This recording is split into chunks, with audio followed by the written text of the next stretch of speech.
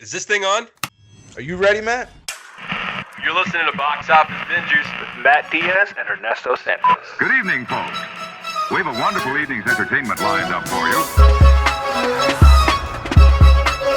We know each other. He's a friend from work. Box Office Bingers. And the only way that I know how to do it is to find you a bloody good dump. He's my friend. I don't have friends. I got family. I can do this all day. You know, if you put your mind to it, you can accomplish anything. Matt, are you ready for a spooky episode? I don't know where I was going. Is it? As soon as I said it, I was like, nope, nope. It's spooky. definitely not spooky. I fucked it up. That is not what I wanted to say. It's not. It is not a spooky movie. It's not a spooky. You know what? movie We're just gonna roll with it. We're here, guys. It's I know, right? Welcome back, Steph. Kind of like a goth. Yeah. I don't know. Yeah, Steph's here, I guess, too. Yeah, Ernesto just popped him on the screen. Here, Steph. He is. I mean, they clicked on the episode. His name is on there. They know he's here. That's true. That's Not true. just that, even if you're gonna save it for a reveal, I love how you're like, no, Yeah. here we go. It's just a step on. But that's how we roll here. I'm not gonna. You know what? We're not gonna restart. I'm just gonna keep it. He's like, fuck him. He Yeah. knows his way around here. If he's hungry or thirsty, Yeah, that's his own exactly. fault. He's He knows family. his house. Yeah, he's family. Hey, bitch, welcome back. Wait, hold on. Who? How did you get here? Yeah. We were just gonna record all of a Oh, sudden. hey. You just thought you'd pop by? Like, say my name 3 Oh. times, and that's all that he's Hey, You know what? I You know what? We should have. You know what? That's exactly. That's actually such a good idea. I should have started like that. Like, guess what movie we're reviewing? I guess we gotta say his name 3 times. Oh, you disappeared. It's showtime. Damn it! Well, all right. Well, we can just start over again. Look, no, he's like, No, we're here. no. Let's do it. We're already here. No. He's like, "Are you That kidding was- me? This is." I this live is with all gold." my failures. I'm good. I'm good with that. All right. Well, Steph's back. He's been here more than we can count at this point. Yeah. Welcome back to the show, sir. Thank you so much. The movie in question that we are reviewing this week is Beetlejuice. It's so funny because I'm like, new movie's coming out, Beetlejuice. I think Steph likes this movie. I honestly didn't know. I had no idea. But I was like, it's Tim Burton. It feels like his vibe. Yeah. I think he'll like it. And then I text you. He's like, hey, you want to do Beetlejuice? She's like, oh my God, yes. And I was like, yeah, no, I figured. All right, we've been down the block this He's before. like We Tim know. Burton. He's like Danny Elfman, Michael Keaton. It seems like a Steph thing. Yeah. It's like, oh, Batman? No. The different Tim Burton, Danny Elfman, Michael Keaton movie. Yeah. Same people, different vibe. But I love that little Tim Burton, that little cameo that he added in there in the beginning too, of another guy that he uses all the time in his movies. Oh, Danny DeVito. Oh, yes. Yeah, Danny DeVito. Yes. We'll be talking about him even later. Lucy was like, "Is that the Penguin?" I was like, "No, this sounds like him." I don't think so. But yes, we are reviewing Beetlejuice, starring Michael Keaton, Winona Ryder, I said that right. Catherine O'Hara, Jenna Ortega, Justin Theroux, Willem Dafoe, and Monica Bellucci. As of course is directed by Tim Burton. He's made a couple little films like Beetlejuice, Batman Returns, Edward Scissorhands, Ed Wood's, Mars Attacks, Sleepy Hollows, 2001's Planet of the Apes, Charlie and the Chocolate Factory, Corpse Bride, Sweeney Todd, The Demon Barber of Fleet Street, and Alice in Wonderland, just to name a few. Written by Nothing good. Yeah. Nothing I heard of. Yeah, none of those like kind of B movies. You might have heard of You might have heard of them, maybe one of them. Like a real indie director. Yeah, indie director for sure. Written by Seth Grahame-Smith. He has written Dark Shadows, which is also directed by Tim Burton. He's also the writer behind the Lego Batman movie and Abraham Lincoln Vampire Hunter. It is also written by Alfred Goff. There you go. Thank you. And Miles Millar, show creators of Smallville, Into the Badlands and Wednesday, which I'm assuming that obviously they partnered up with Tim Burton on that. Tim Burton served as the creator of Wednesday as well as director of about most of the episodes that were on there. They're also the writers behind Shanghai Noon, I Am Number 4, and The Mummy, Tomb of the Dragon Empire. So looks like a lot of collaboration going on here. A lot of returning players into the Beetlejuice sequel. We're going to be diving into all that a little bit later in the show, but Stev is back. So we got to get an update on what you've been doing, sir, Mr. CEO, Mr. President, as we like to refer him. Both. We can't just say one or the other. It's both for Stev. I got it. Because I'm both. God, I am him. A little bit of everything here. What's going on in your world? world? Red Stev. That's right. We did talk about this. If you go back to our episode when we talked about Abigail, he talked a lot about his new position as CEO, his new position as president, and Rev Stev. But anyway, how's life going for you? It's going good. It's super busy right now. I'm in the middle of planning a festival called the Sittin' Fiddlers Fest, a festival that started back in like 1952 in Sittin', and it was one of the first festivals that really showcased fiddlers in Texas. So it was here for generations, and it took like a 30-year hiatus, and it came back about 3 years ago. So this is my first year taking it on and kind of making it bigger and better. And we have a lot that we are doing this year. So there's a classic car and motorcycle show going on there. Governor Abbott signed a proclamation stating that our barbecue cook-off is sanctioned this year, but not just that, but it is fully sanctioned and the official state championship barbecue cook-off for the state of Texas this year happening. So that's a lot of barbecue coming through. So a lot of barbecue judges we need to kind of help us out with that. So if y'all aren't doing anything next weekend, come eat some barbecue. And then we got some bands playing, but the big one that I'm excited about is our headliner for Saturday is Red, the official Taylor Swift tribute band. And they've been selling out their shows all across the country, everywhere that they've been going. So we got their last available date for this year, and I'm thrilled. So they're gonna be coming in on Saturday and performing. So which is great because I've seen her work, and it looks like Taylor Swift on stage, and she sounds great. She has a great band. She has backup dancers and everything. So if you didn't get your Eras tour tickets, you can come to Sit in Texas and watch it for free. What's crazy is that I had the pleasure of visiting you again this past Memorial Day weekend, and you were literally talking about that. It's like, we were thinking about getting this cover band. I was seeing behind the scenes a little bit. I was getting to see how your brain works. He's like, I just like at that moment, I believe it's like you just.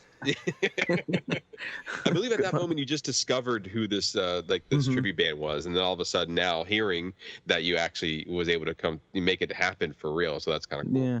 So yeah, it's thank you, man. I appreciate it. It's been going good, and I kind of said I wasn't gonna mention it, but just be on the same end, that same trip that you came to visit, you kind of your event kind of harbored and like started on a new idea. So after Fiddlers, working on a Stars and Cars parade with trying to get a bunch of movie cars into my small town of Sit in Texas to do a parade and a car show.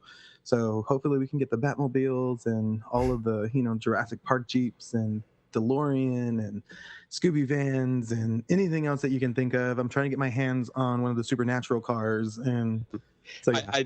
I feel like this is just an avenue for Stev to just get all of his childhood memories onto one place. And what it is him. He wants to be in the Batmobile. That's what it is. Yeah, he wants to be in the parade, in the Batmobile with the cowl, waving at all the people down the street. It's like your Disney dreams and your Batman dreams all together. A parade, just all together. You got to do the Disney wave though. Finally, unfortunately, I feel so bad if they let me drive it because, like I think I told you, it's just Batman has never gonna look as cheesy as I'm gonna look with a giant smile on my face. Just like, do y'all see this happening? This is my life. Look at this. This is not how I look like. It's funny because as you were just explaining, he's like, we're trying to get the Batman cars, like that's like Stev's favorite character. He's like, we're trying to get the Jurassic Park cars, like that's like Stev's favorite movie. He's like, we're trying to work on Smallville, like that's Stev's favorite TV show. I was like, I'm sorry, does anybody want this but Stev? He's like, no, other people are gonna like it, but this is really just for me. Nobody else. But then and then I always like lead it with it too, because I'm always telling people this is what we're trying to do, and people are like, that's really cool. I was like, I know. It's because I want it. Because it came off this whole idea where I was like, oh, well, let me do my own version of like Comic-Con here in Sitten. And then, I had to sit there and just be like, instead of putting myself in the hole of like, getting these B-list celebrities that may or may not attract people to come to Sitten, why not still have celebrities that are on four wheels, and it would probably attract even more people to come check it out. So I was like, that's probably they're celebrities in their own rights. Sure. So I was just like, yeah. So I was like, and I think it's an easier pool for the local, like not just local, residents, but also like kind of from a tourism aspect of things too, because I'm always trying to think of tourism. So I was just like, this would be a great way to kind of bring in people from all surrounding areas, Corpus Christi, Rockport, Port Aransas, and all these other places where it's like, hey, y'all have never seen these movie cars before. And you probably won't see them unless you go to like a major theme park, or if you go to wherever. So why not bring it a little closer to home, and it brings some tourism and put some tourism dollars and puts in some economic growth and expansion into my town, and also still put some economic growth and expansion into like the surrounding towns as well too. So kind of also gets people out in the community, gets people out together. I mean, why not? That's great. So, that sounds fantastic. Yeah. Thank you. Yeah. And then just kind of just moving along on, if it's not for the chamber, working on A.T.O.M, and I think you have right there on the screen. So thank you. But yeah, so, and then just pulled a contract with the state of, Texas for, a buddy in Houston who works for the state, and doing some work for them individually, one-on-one trainings. And I just did some good work for the Sinton Independent School District for all of them, and then kind of working out into some other departments as well, and then still working with other big businesses as well to try to get the help with their customer service aspect. I was talking to a friend in South Padre Island who works for a really big living resort, and that's right on the beach. And just me and him kind of talked about stuff, and I was just like, that sounds awful. And he's like, yeah, we need like help. So I was just like, yeah. So I was like, I can do that. So it's kind of come, it's going very, very well. And it's always one of those things where I'm like, I have to take a moment to just be like, is it going well? I was like, no, it is. It's like, or am I just like, am I just not moving? Am I just not stopping? Where I think everything's going well, and I'm going to turn around, there's going to be a huge mess. Yeah, just remember to eat and sleep as well. Just try to find time for eating and sleeping. Yeah, I know. Yeah, from your lips to God's ears. Or if you're that talented, you can do both. Just It's like that would be the way I would go. And then be like, how did he pass? It's like he choked on his food. He was trying to eat, drink, and type and everything. He left a note that said it's Matt's fault. Damn you. It sounded like a great idea at the time. I don't understand how this backfired. It's like if I bought snakes, they say it wasn't poisonous, and then all of a sudden. Good plug. Thank you.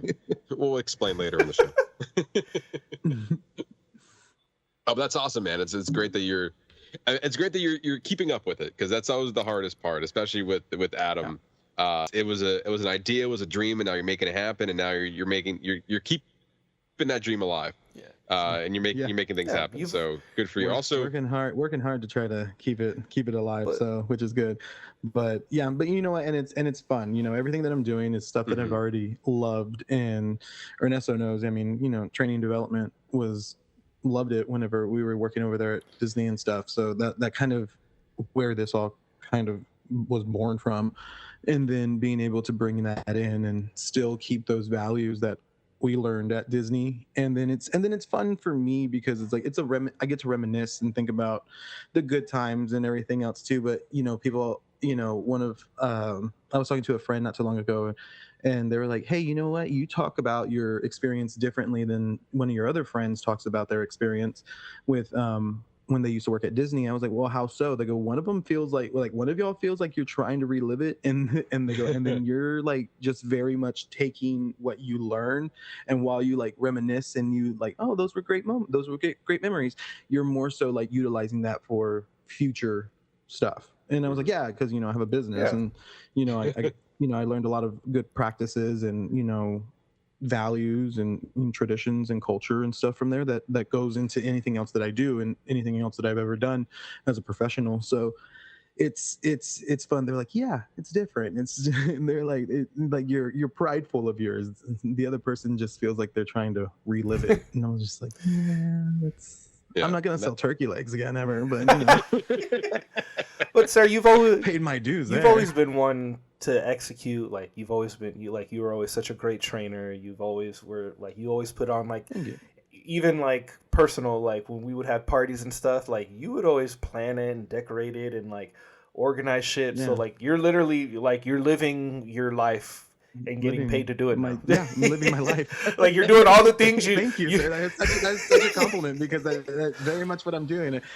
Sometimes I mean, it just sounds so you. My fiance sometimes, like if I'm working from home, she's like, "Are you working?" I was like, "Yeah, yeah." She's like, "You're just laying there." I was like, "Because I already know what I'm doing. God, leave me alone." I won't tell you about grants. Get out of here. President and CEO. Yeah. I'm hungry. That's funny. I'm just kidding, babe. Well, you're also planning a wedding too, so again, where do you find the time? Yes. Yeah. Matt likes to bring up all the things that I keep having moments of happiness, forgetting that I don't have 1,000 things on my plate, and he's like, "Oh, don't forget this." I'm just hoping that I'm invited. That's all. Yeah, I know, right? Don't be dumb. I mean, I'm just making sure, That's what makes you not get an invite. I'm sorry. Do we need to revisit? Hold I'm on. gonna send it to the whole family except you. When I send you your invitation, it's not gonna have your name on it. It's say Hannah, kids, except Ernesto. Well, that would make sense, seeing as how because I didn't even know when you proposed. Do we need to bring back up this conversation? Shut up. Yes, you did. You knew I was going to. Yeah, I knew you were going to. But the day you did it, be like, you know what would have been nice? A text in the morning. Or even in the day, even after. I don't even have to get it before. Like, hey, here's a picture. Look what I fucking did today.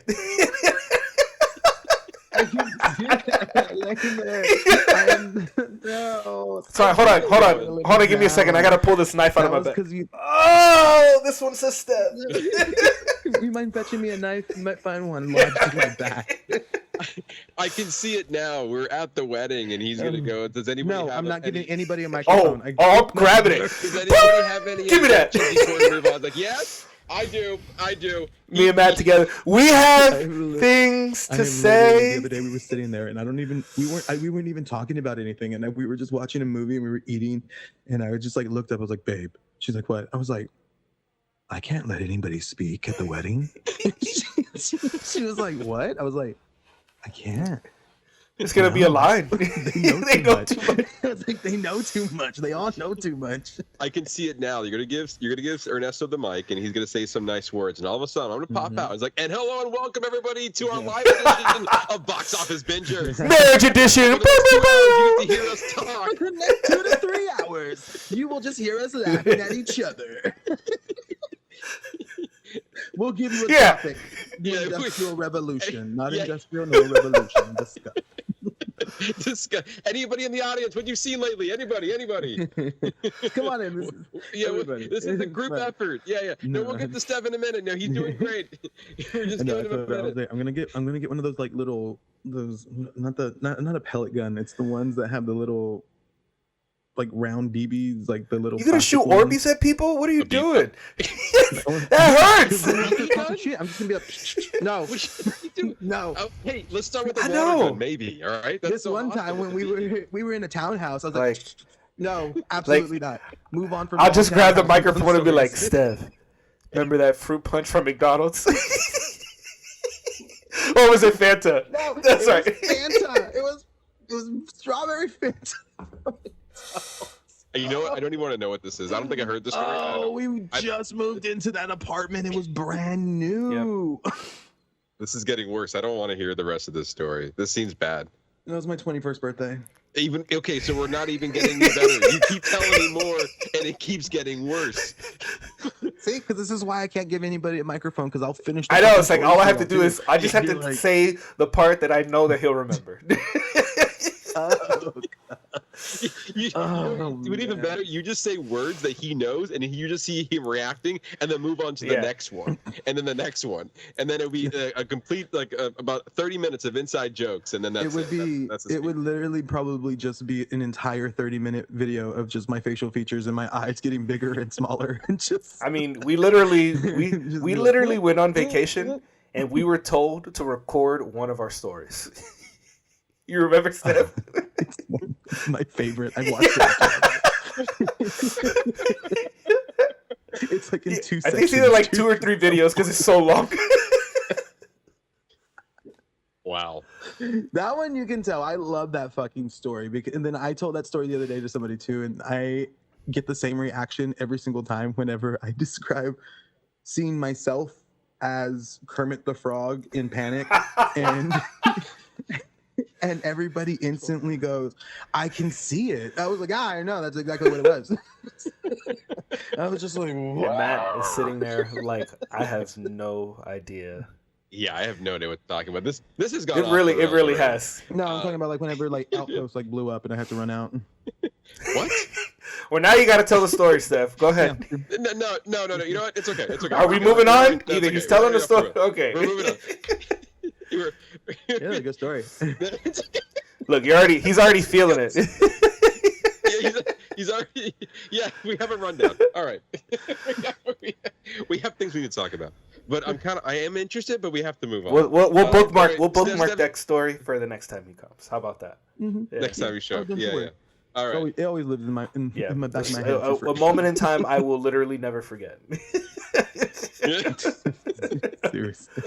All right, Steph's doing great things. We all love it. You're a beautiful person. We love you, sir. You're a beautiful person. Yes. Thank you. Beautiful. Thank you for coming on the show yet again. And that's the show. All right, man. Go ahead. All right. So we're gonna have an abbreviated version of a little bit of news, a little bit of what we've been watching. It's gonna be tailored to. Hey, don't look at our secrets. Yeah, we have an agenda. We have it every week. We just don't show you. You just don't show. Oh, behind the scenes. We have a little bit of news. We have a little bit of what you're watching, but it's really tailored to you, Stev, because I love it. Yeah, because you remember how you said you love Jurassic World and you love Batman, and now you love Beetlejuice. This whole episode's for you. We catered it just for you, sir. It really did. It's like y'all knew the was coming. Look, he thinks he's so important. I get nice.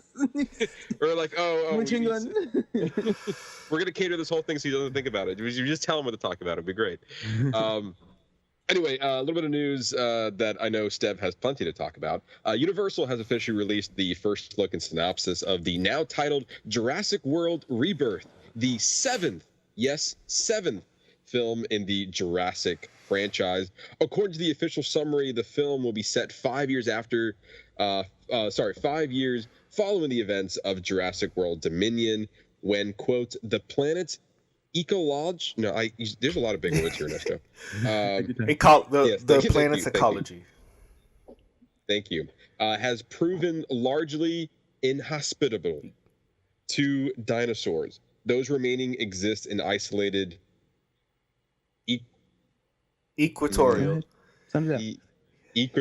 environments with climates resembling the ones in which they once thrived. The three most colossal creatures within that tropical biosphere hold the key to a drug that will miraculously save life-saving benefits to humankind.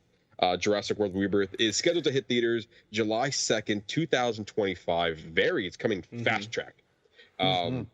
Stars Scarlett Johansson, Jonathan Bailey, and Mahershala Ali, and directed by Garth Brooks, who's the director behind Rogue One, Star Wars Story, and the creator. Gareth Edwards. Garth. You said Garth Brooks at first. I was like, it's not Garth. Garth ain't directing this movie. I was like, Gareth Edwards. Uncle Garth is not directing this. Yeah, let's rewrap then. Is directed by Gareth. Dinosaurs.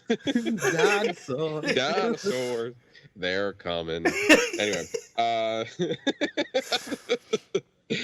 directed by Gareth Edwards, the director behind Rogue One, A Star Wars Story, and the creator, and written by David Koepp, who wrote the original Jurassic Park film. So a lot of stuff there. Stev, we'll start with you. What are your thoughts on yet another Jurassic World movie in the works? I'm always here for dinosaurs, but I'm also, especially with this last two that were just kind of not anything that we were hoping for. I'm more inclined to like take a look at this one just because from that original synopsis that they released, there's a few things that make me feel like they're a little bit more prepared for this film. The fact that this movie like went into production, and when they first announced it, they go, "Hey, it's going to come out in 2025," and we were like, "That's like in a year and a half." That's really quick. And we were like, It's going to be one of those things where we're like, "No, it's going to get pushed," and nothing has gotten pushed, and it went straight in. So, which makes me think y'all had an idea, like from the moment the last one ended, that you're like, we know exactly how to redo this. And you're really, really confident with it, because let's be real. I mean, we see it in superhero movies. We see it in anything else where the script's not ready, or we have a date, a tentative date, but the script's not ready yet, so we're going to push it, or we're still working on the script and whatever. This has come very fast, and to the point that they have already. I think they're done with principal filming too. I'm pretty sure, yeah. Right, and so like they're done with filming. They already had the cast, and they made those announcements. It happened really, really fast. But from the synopsis that they first released, it sounds like very much going back to the first one, in the sense of where it was more like Michael Crichton's novel, and it was a story that happened to have dinosaurs in it, and we saw the dinosaurs for a total of 15 minutes of that 2-hour film, right? And it worked in the way that it works for Steven Spielberg, because I mean, Steven has he sold his soul to the devil. He can't prove it. Prove me wrong. he showed us what dinosaurs look like, and they still look they still look good from 1992. Look at anything else from 1992 or 93 when it came out, and you look at it now, you're like, that's shit. But then you look at Jurassic Park from Steven Spielberg, and you're like, that's a dinosaur. So it's quite incredible how that has held up over the years. You're not wrong, right? He sold his soul. So I'm just very convinced. It sounds like they're going back to that idea of where having these these scientists go onto the island for a specific thing. They need the DNA from the dinosaurs from land, sea, and air. So it has this kind of whole, like, you're getting the whole feel of like the dinosaurs that are available. Also, they said there's not a lot of dinosaurs left, so the ones that they have are in their own like habitats. So it feels like the dinosaurs will play obviously a big part as usual, but it feels like it's like a story that's just giving us actual storytelling, as opposed to just kind of like chaos, the way that the Jurassic World films have kind of given us, or or especially Jurassic Park 3 and then into the Jurassic World films. It was like, how much dinosaur chaos can we give you of them running around and being terrified, as opposed to the first one. Some of them were in the control room, and some of them were in the park, and they're having to deal with very different things. And while there was a lot of tension and a lot of build up to a lot of those moments, the times that we saw the dinosaurs, it really counted and mattered, so that it still holds up to this day. And you have to be reminded from time to time that you only saw dinosaurs for 15 minutes, and you're like, holy shit, that's crazy. Doesn't that whole movie have dinosaurs? And you're like, no, it doesn't actually. Yeah. So it's good. I think it sounds like it just sounds like they're kind of getting back to basics, and it feels good. Yeah, I agree. I mean, if that's the direction that they're going to be going, that leaves me hopeful. The only other thing that really has me hopeful is that it's directed by Gareth Edwards, the guy who did Rogue One, because that's literally one of my favorite Star Wars movies, and that's somebody who's proven who they can take. Oh, well done. Somebody who can take a large franchise and really localize it to give us that singular story. So I'm very hopeful, and plus ScarJo's in it, and we got Mahershala Ali. So the cast is fantastic. Although I'm still skeptical, because just the last two, especially the last two Jurassic World movies, have just been, how do you say? Let's just say they're just not good. It's like, how do you say? I was trying to be nice. Trying to be nice. But you know what? But I will go. We talked about this a little bit the last time I was. Well, I don't even know if we talked. I can't remember from when last time I was on and when you visited, but when you were here and we got to see Jurassic World Chaos Theory. Yeah. That was super impressive because like that did everything that the last movie we were hoping they were going to do. And then we had this animated, series do it so much better with teenagers or grown-ups, I guess. Yeah, I guess they're like their early 20s. Early 20s, right? Yeah, something like that. Well, what's crazy about Chaos Theory is that I really wasn't expecting it. I know I was actually a little bit disappointed at how they ended Jurassic World Camp Cretaceous, where the first 2 seasons were great, and then once they got off the island at the end of the second season, they went to a different island for season 3 and 4, and it just kind of went off the rails a little bit. And at the very end of season 4, they got back, and it was like the start of Jurassic World Dominion, more or less. And I was like, oh man, that would be really cool to see the kids with the dinosaurs like back in our own back on not Earth, but back to civilization. Back on Earth. Back on Earth, yeah. Back on the mainland. Kind of intermingling with the civilization, and that's what we wanted out of Dominion.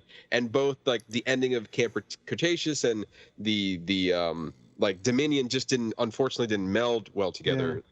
Then like they didn't really stick the landing on both fronts. And then all of a sudden, I thought the show was over. I forgot about it.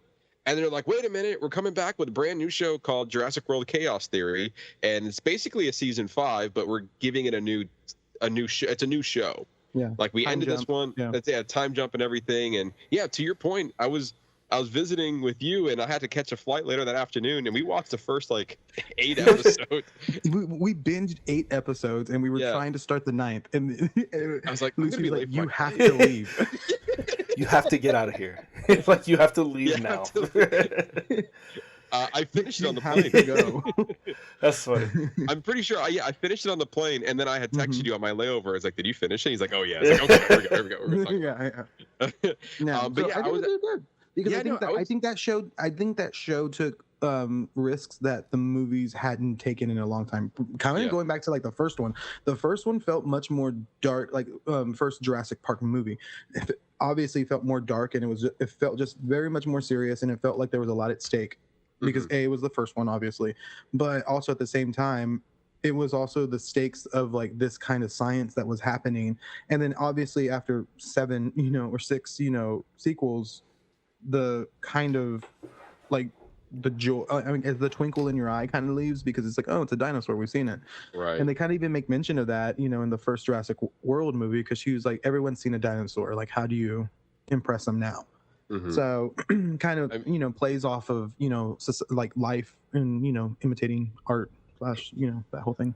You're saying like, how do you top the first movie? Yeah, how do you top the first? And I feel like when it really comes down to is like, obviously Jurassic World, the first one, was successful because you basically did the same thing as Jurassic Park did, just with more chaos, and the park is open. Because I think a lot of us ever wondered, like you brought that twinkle back in your eyes, like what if the park was open? Like right. Like they never had the chance to do that, and so then the Jurassic World in 2015 gave us that, and so. Excuse me. And then we kind of got off the rails a little bit again with, what was it? What was the second one called? Fallen Kingdom and Dominion. Yeah. Like the idea of dinosaurs with civilization. Like I did not like Fallen Kingdom, but I love that ending because I'm like, ooh, that's so much possibility, and we have yet to see that, have a good version of that. So it's kind of sucks. And so, like I said, Chaos Theory did a really good job of telling us an isolated story within that world. And yeah, I have hope. I have hope that at least the studio recognized that they could not do another Jurassic World movie in the sense and the way they've been doing it before these last 2 iterations. So I think Universal was smart enough to be like, we got to start. We kind of got to do a little rebrand. Let's not just throw away what we did in the past, but let's give us something a little bit new. Let's follow new characters. I think that's what also the franchise needed as well. Getting Scarlett Johansson in, Mahershala Ali, Jonathan Bailey.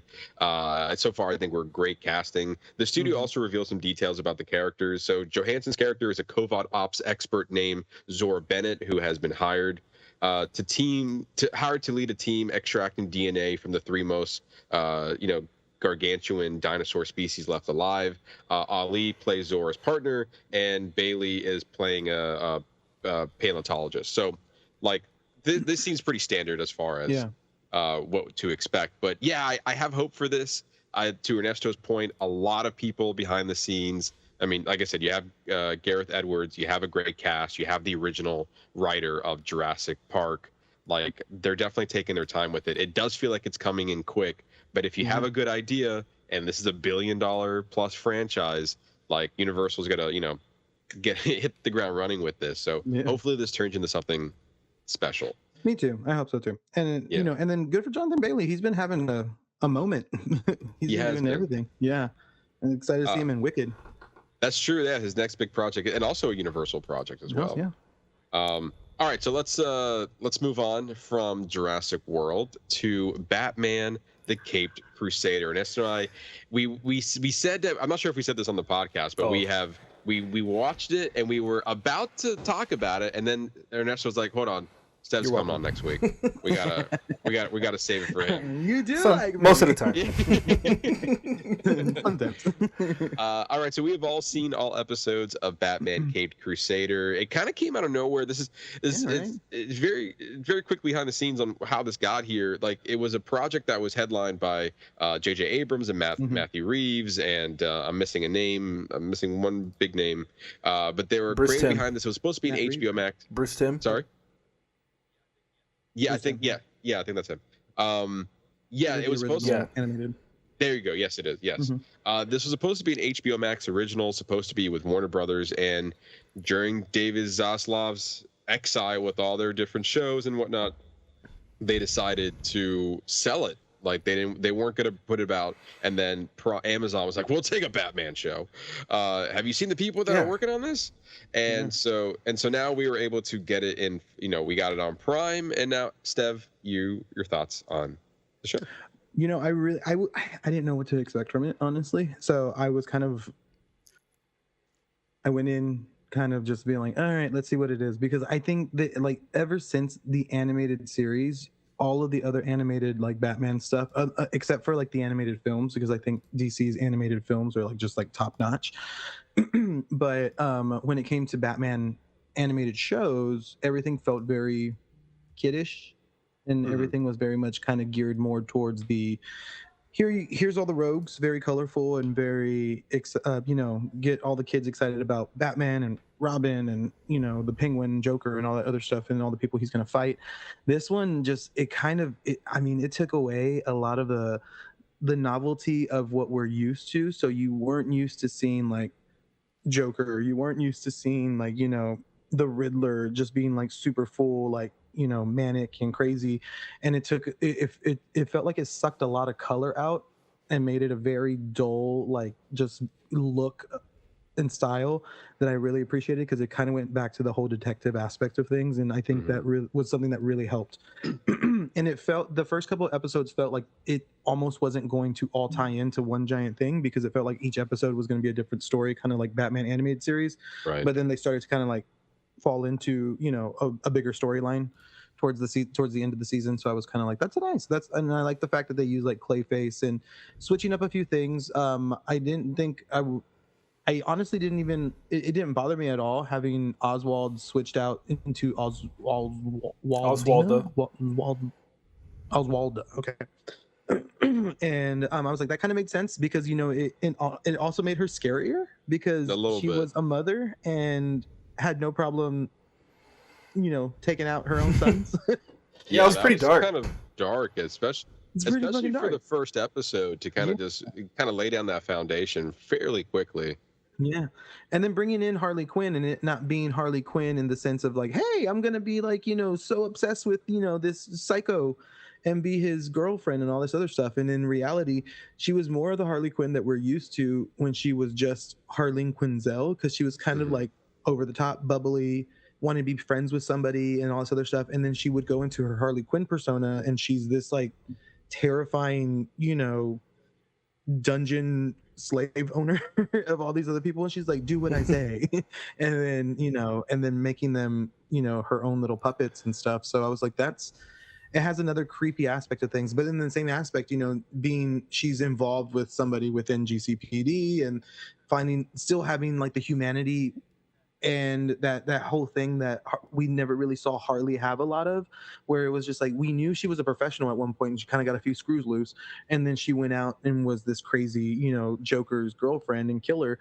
And then with this one, she not only was she kind of a psycho and having all these people locked up in her dungeon and being this crazy person, even when she was in her crazy persona, she found herself coming back to, protect her, the one that she was, who was it Renee Montoya? Yeah. That she was Detective Montoya. Yeah. Okay. Mm-hmm. So her and Detective Montoya are kind of like seeing each other, and then finding even as Harley Quinn came back and told her we gotta go and was gonna wait for her, and then was parked off to the side, noticing that it was Montoya's car parked there. So she still had these human attributes and this humanity that would show through Harley Quinn, so which was different. And I thought that we're not used to seeing, because usually she's just a nutcase mm-hmm. That just runs around and slaps people with a giant mallet. So but it brought this different kind of just thing. And then even with the two, I mean, you can't really go too crazy with Harvey Dent, really, because I mean it's a pretty standard mm-hmm. story. Yeah. So it's like, you get that one side of your face burned, and so you can always change up, like, I guess, the origin in the sense of like why somebody threw acid on him or what happened, or he exploded half his face, or however it happened. But for the most part, you tend to stick with that. So, but I felt like the dynamic of Bruce and Harvey, I personally like that friendship whenever they write it into comics or they write it into like any kind of series and storyline, because Bruce and Harvey would make sense to be friends, because they are so busy in their lives that the only time they ever get to see or have any kind of personal connections with somebody is somebody else that has that same kind of life. So when they see each other, it's like they're best friends, but in reality they don't know what real friends are because they mm-hmm. never get the chance to do it. So I always like whenever I see Bruce and Harvey being best friends, because then you see that shift, because then Bruce knows, Batman knows that this isn't gonna go bad, and then right. when this does happen, as Batman, he can't be like, it's me, Harvey. Yeah, it's like, calm down, Harvey. Like, it's be like, how do you know my name? It's like, oh. Well, he is a government official. Well, at least he was trying to be anyway. Yeah, he was trying. But yeah, no, I really enjoyed it. I think it was cool. It brought it to a different, more the tone and everything felt much more darker, much more adult, and it turned into one of those ones where I was like, oh, can I watch it and not really pay attention, like be in the background mm-hmm. and understand what's going on? And then there was a few points where I found myself like mm-hmm. rewinding, because I was like, wait, what happened? So I was like, oh, okay, cool, because it has like legit storyline in there. So I'm like, okay, let me pay attention to it. But I'm excited to see what they do. Has it been approved for another season? Yeah, it got a season 2. It got a season 2? Okay. Mm-hmm. Yeah, so I'd be excited to see what that kind of does, what it does. I mean, and then it also still kind of did that whole novelty of bringing in the supernatural aspect of things to Batman that we've never really seen a lot of. And then it's always a weird thing to play off of a superhero that doesn't have any superpowers, and majority of his rogues gallery also don't have superpowers. They're just enhanced in some way, shape, or form. Mr. Freeze, has a gun that does all this, and yes, some of them like fall into acid, and it makes it a little bit more crazy and everything, and theatrical. But for the most part, like, you don't really have a rogues gallery that's superhuman, Poison Ivy, like Spider-Man or anybody else. You know what I mean? So so it was cool to see kind of everything was kind of grounded a little bit more, but then you still added in some magic and add in some of those things and see him be like, yeah, he doesn't really mention anything in pure Batman form. He's like, well, that fucking happened, Suck this guy back up into, he's like, Ghostbusters. But yeah, so I liked it. I thought it was a good return to the animation, and it felt like a computer game I played once that was Batman. Interesting. Just like the style, like the animation style just felt. Yeah. Are you thinking of watching me play The Dark Knight when I used to play the Arkham Knight? Excuse me. I love when I tell people, they're like, you go, so you would just like play with him? I was like, no, I would just watch. And they're like, what? No, it's a thing. Oh, they do it all the that is side note, that is a thing that we do in our house. Like, I'll play a game and then everybody will sit there and they'll just watch me. They're like, they're like, we just want to watch you play, and then they'll start giving me directions on what to do. So, don't do that. Don't kill him. Dad, No, it's over there. Dad. Yes. Dad, it's over there. That is literally what happens. But you know what? I mean, honestly though, but like, I mean, in all fairness to all those games, because they're all done so beautifully, is like if you go on YouTube and ever watch like the cutscenes from the entire video games with that has no gameplay in between, like just those cutscenes alone equal up to 4 or 5 hour film. Yeah, I know. Right? And if you just watch it, that's a film you've never seen before. It's like really well done. You know, and it's really well done, and it, you know, and the animation's great and everything, and you're sitting there and I'm like, and then, you know, people walk in, they're like, I've never seen this Batman before. What is this? I was like, it's the game. I'm 2 hours. Yeah, exactly. I know. But yeah, so I was like, you could easily break a lot of that down. And which, I mean, and we kind of talked about this too when it comes to superhero stuff, where it's like, you would think that if you have something that's so well done in animation, film wise, why not make it one of your live action things? Like I've always thought Mask of the Phantasm is one of the greatest Batman films, you know, created. Yep. Mm-hmm. But also you have the technology, you have all the things that you would need to create an amazing Mask of the Phantasm live action, and that shit would be so cool to see the Phantasm in live action. But it's like, and you already have a really good starting like base. So kind of like go with it. But you know, then everybody wants to go over the top and do something else, and they're like, let's add in the original 89 theme and let's do this. And so, we get Batfleck instead. That's what you get. You get Ben Affleck coming back as Batman and Michael Keaton returning as Batman, and those George Clooney coming back as George Clooney is coming back as Batman. Okay. We get it. God. Ernesto, I really enjoyed it. What really got me is that it wasn't a carbon copy of the 90s animated series, but it had the same feel and vibes as. It just feels like we got an updated version of that one, like, but it kept all the good things and then updated it with the audience, because it is obviously all the themes are a little bit more adult.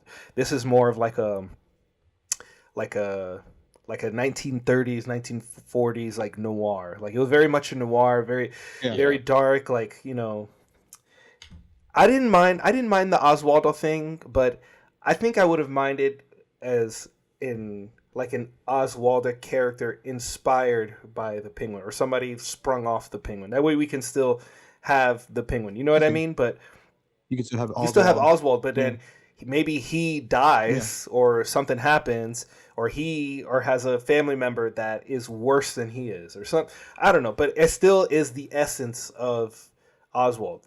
Because, you know, but I really enjoyed what they did with Harley Quinn. Like completely cut out the Joker, but still gave her own base to be her own villain.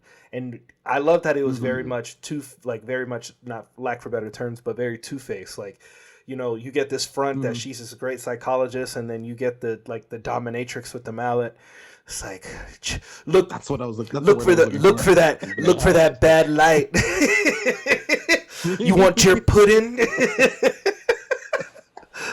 I was like, no, but I really enjoyed it. I thought it was great, and then we haven't even scratched the surface on some of his other main villains. Like, I could see this going on for quite a few seasons. And then what's to say when they involve Robin? Like, what extent? Because this is basically like Batman Year One almost. Because I mean, he even has like the really pointy ears, like a lot closer to the OG costume. Yeah. Yeah, like, I mean, he even has the purple. Yeah, gloves, exactly. I think. And I was just gonna say, just last thing. Like, I think the voice acting was just spot on and on point. I mean, you had Diedrich Bader, who has voiced Batman himself, doing Harvey Dent. James Marsden did it. That's Jason Marsden. Sorry, I read that name wrong. But some of the guests.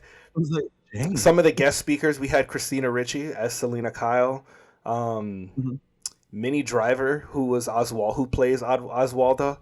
I think McKenna Grace, she was Nocturna in that that vampire episode. I think it was like episode 7 or 8 or something like that. Just a lot of great ones. So I'm excited to see what's going to come up, and we haven't even gotten to the Joker yet. We got the brief reveal at the end of the season for what's to come. I mean, I'm all about it. Yeah, there is so I'm going to be honest, I was not feeling this show at the beginning when I was watching it. I felt like there was a moment where I'm like, I think I'm not going to finish this. Because I just wasn't into it. Like, I think the first 3 episodes just didn't do it for me. It really took it through episode 4, titled "The Night of the Hunters," where they had like the guy who was like attracted to fire. Oh, the firebug. And Firebug. And like I think at that moment you really got to see the corruption within the police, like the detectives, like basically abusing this person who has an obsession with fire and wanting to burn down the building, and detectives were using it to their advantage to take down the bat. And like when we got to see the repercussions of that, because he ended up dying, the firebug at the end of it. And in a way it was kind of sad, because like, yeah, he's the villain, he caused this problem, but he was already locked up. It was the selfish need of the detectives to try to get ahead in their career and their standings, where this guy kind of had to pay the price for it. And it was honestly that episode where I was like, oh wow, this was more mature of a story than I was expecting to come out of it, and that gained the respect for me to watch the rest of the series. And you're not wrong too. You say something we probably talked about before too, about like villains in general, where they always talk about the villain is actually the most relatable person. Usually all can be like, yeah, we get it, and then we're like, yeah, that kind of makes sense, and they're like, but then we're gonna cut everyone's head off. We're like, okay, like we're good. Like, you went too far. Went too far.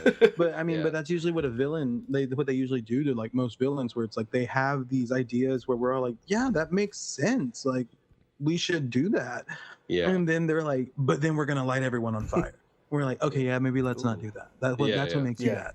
but in reality, the heroes are just as bad, because like, what do they have to do to make sure that the bad guys aren't causing trouble? Like, right. Everybody's morally ambiguous. Yeah, seriously. Yeah, it's like for real, right? And I think it's something that was like, there was like kind of like a villain of the week type of situation, but there was also a story that was slowly building up, and I think it kind of paid off toward the end with especially with Harvey Dent. He was there from episode 1, and then by the end of it, he had his own like 2-episode arc toward the end of the season that really kind of came together. And you're like, damn, like you kind of feel bad for him. Like you saw him when he was kind of an asshole, but he was still trying to be good, and he didn't want to make deals with the mobs and everything. And then he's like going into the politics of it all, and like you saw it, you kind of felt bad for him. And then again, spoilers, at the end of the season, he dies. And I was like, wow, he just got there. Like, I was, again, another surprise to me that they were able to kill him off that quickly. And so I think for me, this first season was better in its moments, rather than as a series as a whole. I think it had a rough start. But then like some parts were fun, like the Catwoman episode was fun.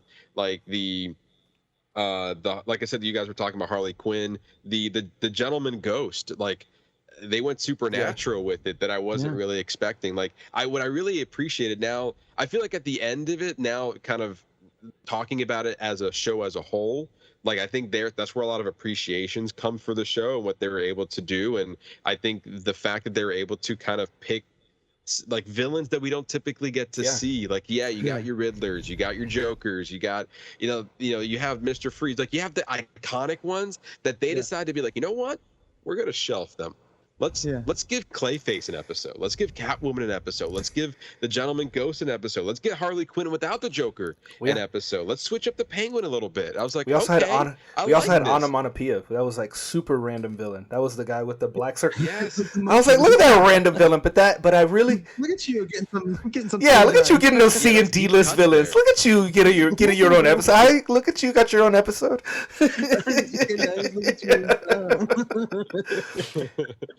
But you know what, and I think it also kind of helps with the idea of what a lot of these rogue galleries kind of where they kind of started from too, because I mean, with the whole Firebug thing, they even name him in the car too, because they're like, what is it, Firefly? And he's like, it's Firebug. And I mean, and Firebug was the first one that started off, and down the road you started to get the Fireflies. So it's like, well, here you go. You kind of like started off the essence of the Rogues Gallery and how it got to where it got to. Because I mean, there's 2 different Clayfaces too. So like, you know, if you get rid of Clayface at some point, there's another Clayface that's going to be, you know, created. Right. And yeah, you got rid of, you know, Harvey Dent, you know, Two-Face, which the version that we all know and understand and you know always see. But I guess it doesn't really say that we can't ever see a Two-Face again. Yeah. True. Yeah. And we also really got a deep look into Gotham PD. Yeah. Like we got a lot of screen time with, you know, with like Commissioner Gordon and who's his daughter? Gordon. Thank you, Barbara Gordon. And we know that eventually might turn into Batgirl at some down the line if they decided to go down that route. A lot of good storylines that they can do there. A lot of good, yeah. And I think this was like a showcase of what they're able to do when you don't need a lot of things. Like Estevan, we were saying that it was very grounded. It took me like 3 episodes in to be like, wait, are we in the 30s? Hold on, wait a minute. Like I was like, yeah, it like I didn't even think about it. Like I got the like noir feel, but I didn't really like, is this a Batman in the 30s? Like look at, like then all of a sudden it's like, yeah, you idiot, look at all the cars, look at what they're wearing. It's like it was obvious like from the beginning, but I didn't even think about it. That I'm like, am I looking at a period piece right now? Yeah, but I mean, to be fair, also like in Batman animated series is the same. Yeah, like yeah, you're good. Kind of like in the mythos of Batman in general, you know, we've never like it's always hard to tell what era we're in because like Gotham always tends to feel like Cuba in the sense of like where it like froze time. And you get all of these old school cars, and then it's like, oh, you're kind of modern though, right? Because like where did you get this tech from? right and then I mean even back to Batman 89 wasn't set in 89. It looked like it was set in the 50s or something. And then, you know, and then going into any other you know, then even going to Batman Returns in 92, while it's 92 at, you know, when it's happening and being filmed, like you look at it and you're like, okay, that's clearly not the 50s. Yeah. But it's like not also the 90s. Like the 70s. So you're like, where are you at? So you know, and then same with the animated films. I mean, and the animated series too. I mean, the original animated series, was it modern? Was it also set in a different, I mean, the cars then too were also kind of like old school. So Gotham feels like it's one of those places that just froze in time. So you never really know, is it, you know, are we modern or are we like, you know, back in the day? So I think that's what also makes it fun, because it's like, how do you build on top of that from everything else? And then you kind of, because next season too, if they bring Catwoman back, is Catwoman going to still look like her original on-screen, you know, in comic look with the dress and everything, or did she find a way to just do the whole leather vinyl, you know, cat suit, and then it's gonna be like, oh, now we're not in the 50s anymore, like we're she's cracking a bullwhip and everything. So it's like, what do we do? I did like that they put her in her OG costume. I thought that was a nice. And then she had the little cat car thing that she hit him with. Yes. I was like, okay, cool. And we also get a Batman who's like, he doesn't have like a huge arsenal on him. He's like, yeah, he's rich, he has the car, but like there's no like he's wearing a belt, but there's nothing in it. Starting out, it's like Batman Year One. Yeah, he's starting it. It's called fashion, man. Look it's called fashion. He's a minimalist. Like all he has is the grappling hook, and that's it. Other than that, he's just like, I'm just a man in a suit running around. I got my hook, and then I'm gonna come punch, and that's it. And like I said, the first few episodes felt very like formatic to me. It was like, okay, here's a bad guy. They're gonna grow, and then Batman swoops in, punch. And honestly, in some ways, Batman was like the least interesting person at the beginning of this series, if not toward the end too, because it was really like, we're building on what the detectives are learning. We're building on our villain, and at the end of the day, Batman's like da da da, da and then we move on. And so I think this is a good showcase of what they're able to do. I'm happy they got a season 2. I'm happy that I stuck with it, because there were a lot of good moments here that I was able to like really like, oh, this is something different that we haven't seen before in a while from Batman. So with season 2 now in the works, now I can they see what they did here. We were able to get a showcase of some of the like maybe lesser known used villains, and now all right, season 2 comes into play. Let's get some of the big guns out and see what as Batman, because I really want to see Batman grow in this. I feel like he didn't do a lot of that. It was just like the world around. We were get to explore in the world, and just Batman happens to be there. Now I'm kind of want to see a story where Batman's more at the center. We get to see him grow a little bit more, because to me, as I'm watching this, Batman was the least interesting person there. He was just here to save the day. Outside of that, like we really were just focusing on a lot of the growth from Gotham and its colorful characters that they've. You actually brought up a really good point that I didn't think about. Is like all of season 1. It's pretty much giving you the setting of Gotham, and then just showing you. Yes. And then it's not showing you Batman's growth. It's just showing you all you're seeing is how Batman is fitting into Gotham. You're not really, but it is about him. But it's more about Gotham and the corruption and just what he's gonna do. I didn't think about it that way. Yeah. Yeah. It's a good way. And it kind of goes to that thing that I've talked about. I love nostalgia, and it's fascinating to me, and I think the zeitgeist is fascinating to me too. And they kind of made. I had read an article and listened to some interviews one time where they talked about there's certain things in the zeitgeist that are there that people and generations know about that have never even experienced it in their life. Like kids today, even my nephew knows dun dun dun, like knows the whole Jaws theme and has never seen Jaws. Yeah. But they know like what that is, and it's so embedded into the zeitgeist. It's almost like uploaded into us. Yeah. And I think Batman as a character, I think that's why it works so well, like you were describing, Matt, where it's like he's kind of the least interesting person here. It's like what he kind of needs to be, and then because then like what Ernesto had just described as well too, is like giving you the layout of Gotham. For the most part, the zeitgeist, Batman, the character is embedded into us. We know who that is. Like kids today know who that is. They see the logo, they know it, and it's just like the Mickey logo, the 3 circles. They know who it is. So we don't need to have the whole like tell me your backstory. Tell me about your parents. we brushed, and I like that we brushed over that. Like we got to hear about it, and we got to know about it. But, okay, we don't need to recreate the scene of his parents being killed. Like we don't need to redo. We've seen that so many times. Been there, done that. I don't need to see Uncle Ben die again. We get it. It's sad. He's dead. We get it. My God, don't make me relive those harmful memories again. Speaking of harmful memories, one from fucking Mufasa himself, man. Oh my God. Pour one out for the homie. Yeah, James Earl Jones. This past week, unfortunately, he passed away. What a legend that. For real, man. Not only from his voice acting alone. I only know him from The Sandlot. Well, he's been in a whole bunch. That's it. That's the only thing you've ever seen him. I know him from. Oh, okay, interesting. Talk about a legend. The gravitas of that man. This is amazing. Yeah, seriously. Darth Vader, Mufasa, The Sandlot, even. Coming to America. Yeah, that's right. But yeah, Batman. What a harsh. Thanks, Steph. But I was very pleased with what they came up with, and you could tell Bruce Timm really kind of kept the essence of what the animated series was. Because the animated series did that. The animated series, every episode from that original animated series was art. Like that is art.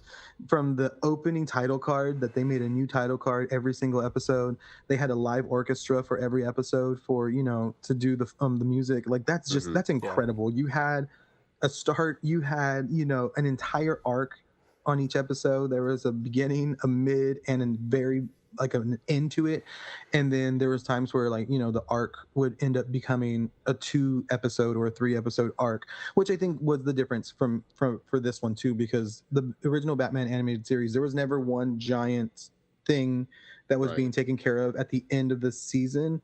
It was just individual things. Like it was an episode a week that had like a whole story each week, and then every once in a while it had 3 episodes that tied the whole story together and completed it.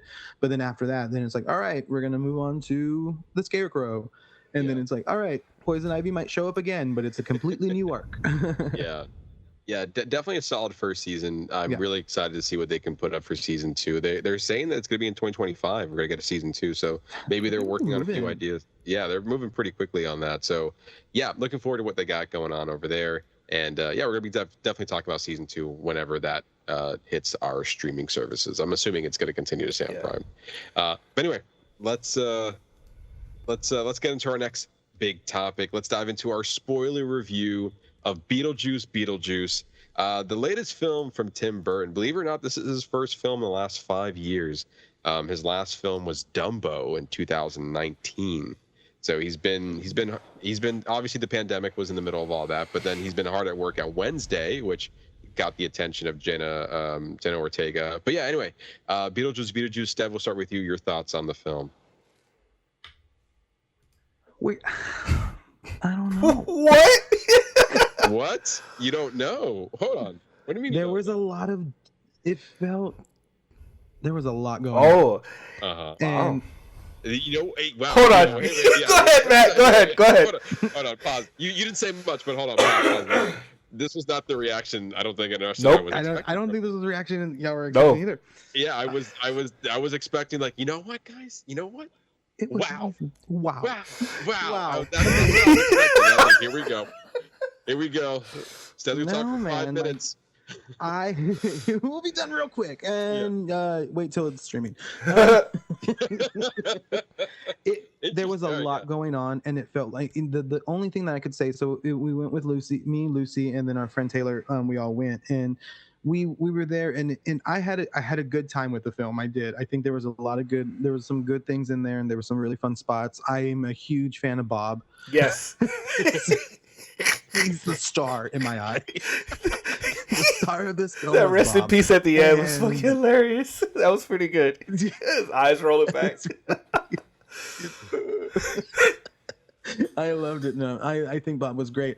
But I mean, there were so many things that were going on in the film that felt like it was just, I think if you would have stuck with one storyline, you could have had such a better, story in film, as opposed to the dead boyfriend who also has dead parents. That was also kind of predictable the moment that we saw them, and it was like, it wasn't even like a red herring type thing. Like it was blatant.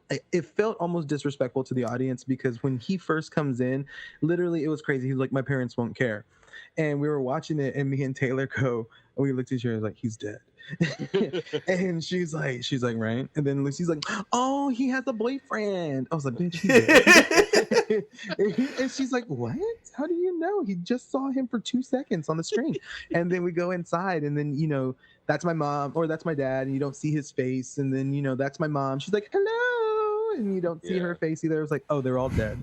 And then she's like, what? And then 20 minutes later, they're like, we're dead. We're like, yeah, we know.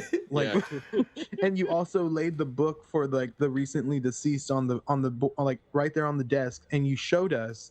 So like, what? Come on. And then when we left, I was like, while I think there was like a lot of good stuff that was going on in it, I was telling the girls, I was like, it felt like there was a lot of dead space in the film. Like, it just felt like there was moments where like nothing was moving, and like moving the story forward. Like it just felt like you were getting, like, the whole proposal thing was way too long, because like, why did that whole thing need to happen? And then there's like no background noise talking, and no background noise in general, which made it even more awkward on a lot of like portion. Like, if you go back and like watch it again, like when it's streaming and stuff, like listen to the background audio of the film, and you're gonna like these moments that I guess were supposed to be like intimate, and like having these moments of like, oh, I want to get married, or whatever else too. It became very uncomfortable and weird, because there was just like nobody talking, and there's like no birds or anything in the background. It's just it was very dead. And so it felt like the dead space in the film kind of hurt it for me a lot, because then it was just like, all right, cool, and now here's a sandworm. And then it goes, okay, great, and now here's Michael Keaton, and then Taylor goes, and because I just refuse to speak ill of Michael. This is Taylor's notes. If I ever meet him or whatever, I refuse to speak ill of this man. I love Michael Keaton. However, she was like, I just don't, it feels like he wasn't giving it his all. I was like, right? It felt like it was like he phoned it in a little bit. and it was just it felt very I don't know, it felt like, you know, Tim Burton sold out a little bit because it was like, hey, we're gonna give you everything. It's almost like he was it's almost like if he was Joel Schumacher, like, you know, selling out to Warner Brothers and them telling him, hey, make everything toyetic, so if, you know, if it's on screen it can become a toy. And it felt like Tim Burton was like, all right, let's give him a sequel to Beetlejuice, we'll get more dead people and we'll throw them in there. And so it's like you kind of did that. I think and then Winona Ryder felt very bland on my it's almost like she was Kristen Bell in the first Twilight movie trying to act. She was always shaking and what are you talking about? What? It was just like what? She's like, no. She's like, oh, why would you think this? I love you. And I was just like, wow. Okay. Right? But am I wrong? You know what? This is different from Stev. Literally every movie we talk about, I'm usually like, yeah, moon, and like, I'm like, glowing review. You can see the good and the bad in this, and yeah, and I mean, we reviewed The Flash, and he made a pretty positive review. I was on Adderall then.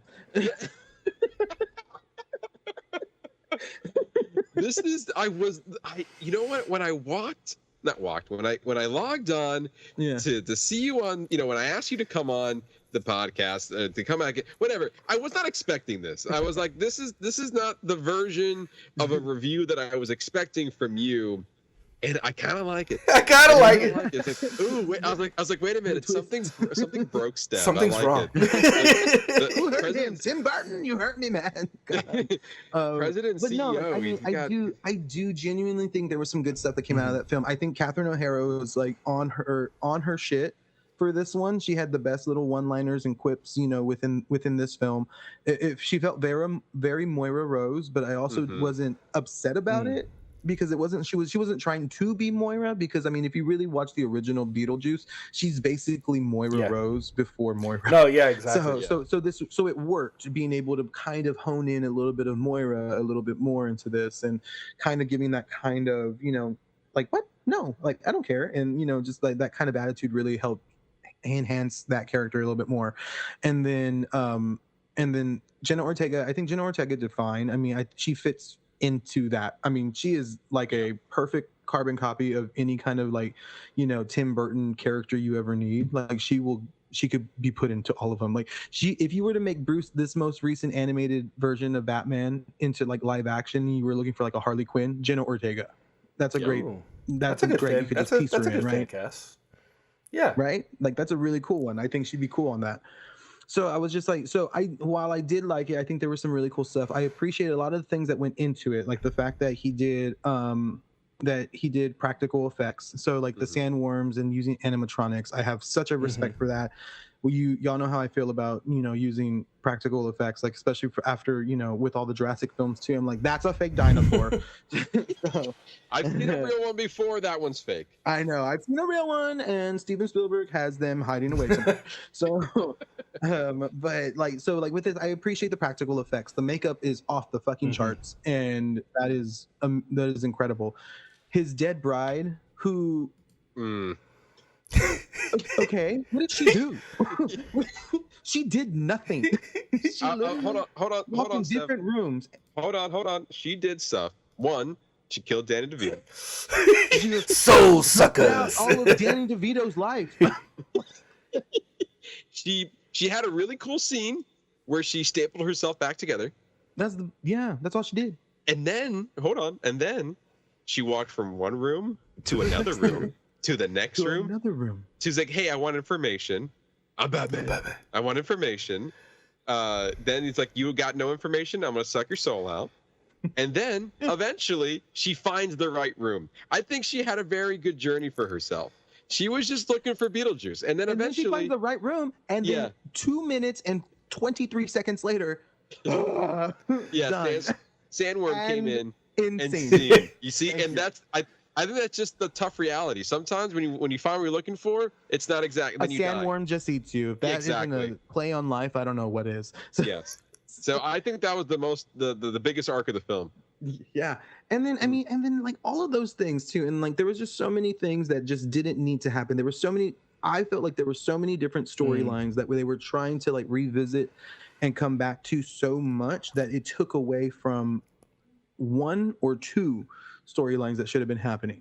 And as a demon trickster that you have worked for 20 plus years of your life to not say his name, and then you're like, I'm gonna do it, Beetlejuice, Beetlejuice, Beetlejuice. I'm like, really? Like no build up? Like there's not even a camera pull in closer to your face as you're saying the three names. Like it was just Beetlejuice, Beetlejuice, Beetlejuice. And then he was like, okay, cool, we're here. And then she's like, nah, never mind, home. And I was like, okay, like okay, like nothing felt like there was a build up, and I didn't like, and while it was fun and it was cool to see it all out there again too, it felt like since the dead parents and the dead boyfriend thing was happening over here, you're also dealing with husband not being able to be in the movie because he's the pedophile and and then being eaten by a shark, so then trying to find the father there, but then on the same process, homegirl with her dead boyfriend is now also looking for her dead father, and now she's gonna die because she switched souls, and then she's got to marry Beetlejuice, and then you release him again, and then on top of that you have this dude that's like trying to marry this chick, but now like what?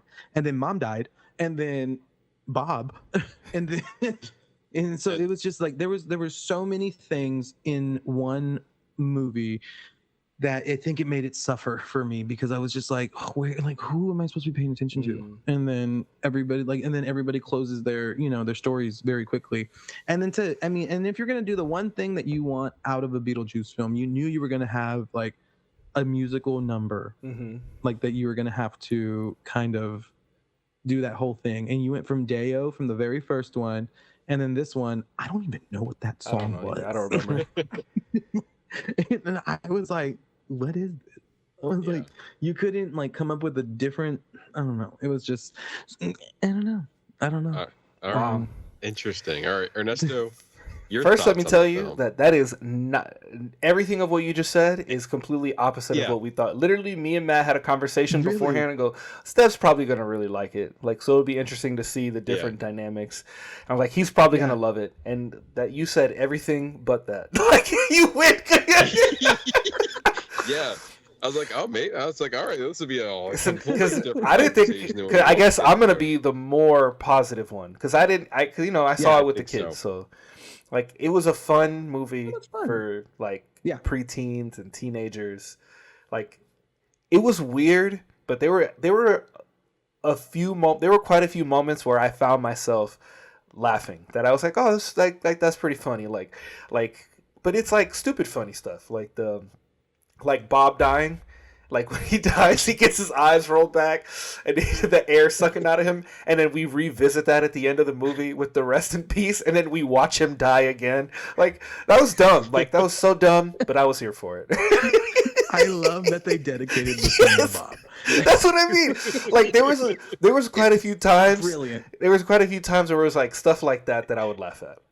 Yeah. So there were a lot of funny parts, but overall the movie's it's a little weird. Like comparatively to the first one, like this one is just all over the place. So like you said, there's so many different storylines. And you mentioned the George Dietz thing, or the I don't even remember. I don't remember his the actor's name. But it was just it just felt like a strange choice. Like, cause so we have this is the actor, and then they show him. Literally, you get this like you have him in the movie without having him in the movie by having half of his body being bitten off by a shark. Like, I understand not wanting him to come back for the film.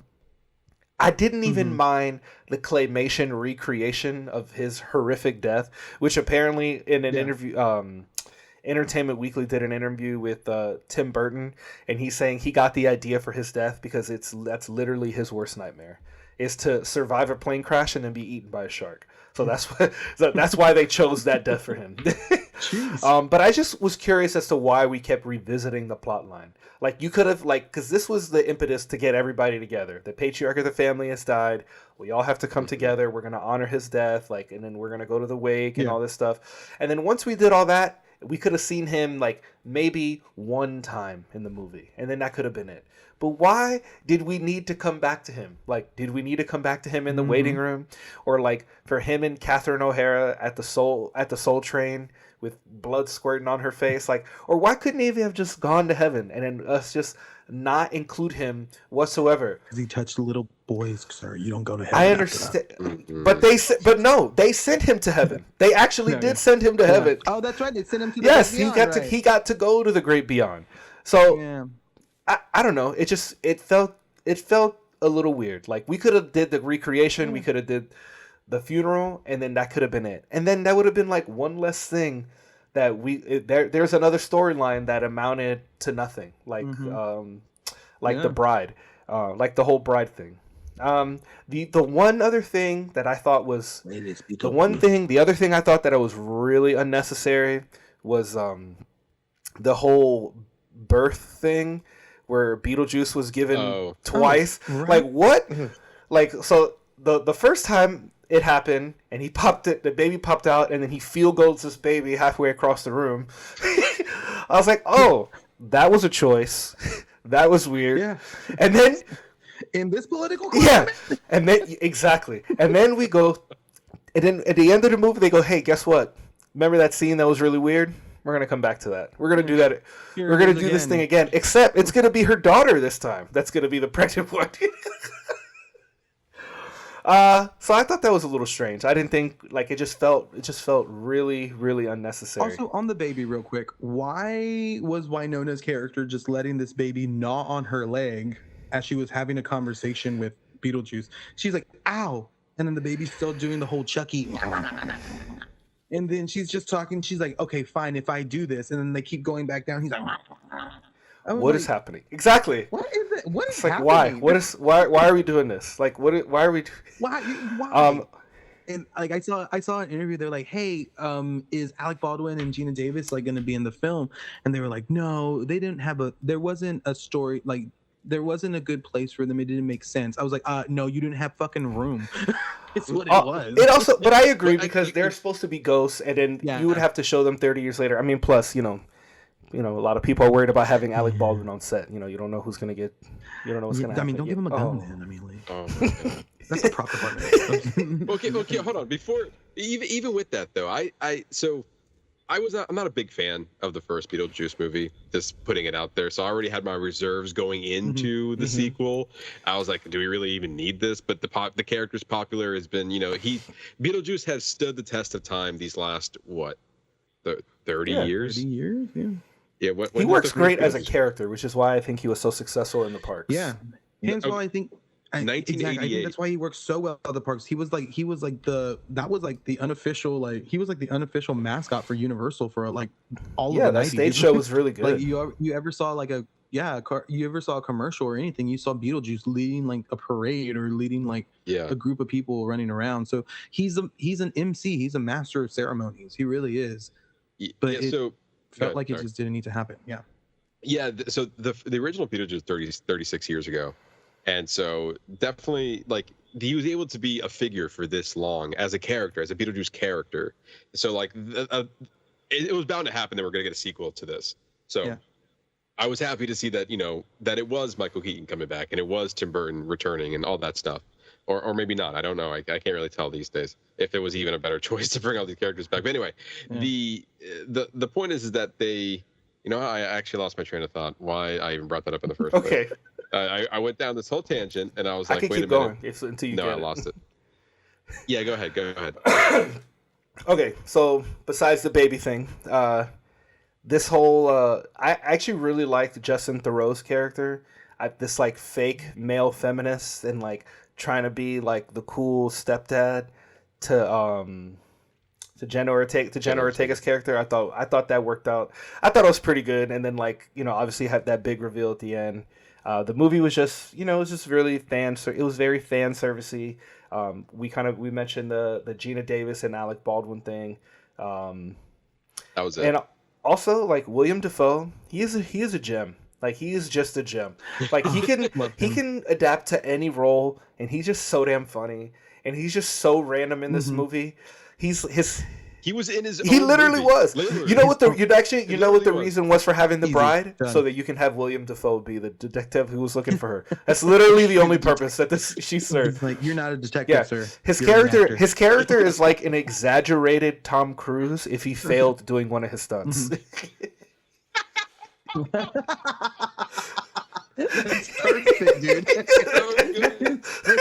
so good. Yeah, exactly. That is exactly who he is. What happened? Wow. We didn't think it was crazy. I liked when he was giving his speech to the other dead cops. He's like, okay, we have to do this, and he's reading cue cards from behind him. Yes. Brilliant, dude. At that moment, you're like, what is happening right now? Yeah. What is going on? I do remember what I was going to say. You brought up Alec Baldwin and Gina Davis? Yeah. Yes, those two characters. I believed, again, that was the whole tangent. Anyway, okay. They should have been in the movie. At least their characters should have been mentioned in the movie, because it was almost like that they were also living in the house. It's not to say that they could have, like, there was no mention to it. Not whatsoever. Like, they were the whole basis of the movie. And then all of a sudden they're like, oh, now we have Winona Ryder like forming this bond together, almost like they're kind of like surrogate parents to her, as well as her parents living. And it's like they were all coexisting, and in some cases all four of them co-parenting together for Lydia Dietz. And then years later we just have zero mention of that. That was the whole base of the story. Like, literally, she goes, the Maitlands, she goes, they crossed over. And I was like, and kind of going off exactly what you said too, right? Like, you ended the first Beetlejuice with, they helped her, study for her math and science tests. Exactly. Like, what? And now you're just like, nah, fuck these people. Yeah, seriously. It's like, to not even, like, sure, they could be passed over, but like they could have went to the other side for sure. But like, at least, I don't know. I feel like there was it kind of sucks that we got zero, like little to zero mention of them, but yet she's like, Astrid, just why are you? Oh, your father, I loved him. It's just, I was like, is she all right? That's how she talked the entire time. Like, she was trying to hold in a prairie dog. Like, she was. I feel like you were practicing for this. He's like in the mirror. No, it wasn't. I was just so. I saw it last night. Instead of like giving like their character's name Adam and Barbara, instead of giving them like some sort of like, hey, at least a more than like a 2-second mention, we get the dad who was the inciting incident. We get Charles, like, he was the reason why everyone came together. But to Ernesto's point, we kept going back to him, and then we see him like with we see with no face, and they're trying to keep this character alive. I was like, but why? Like, why does it matter? Like, anymore? Like, why? Honestly, why does any of this film matter? To me, this was a pointless sequel.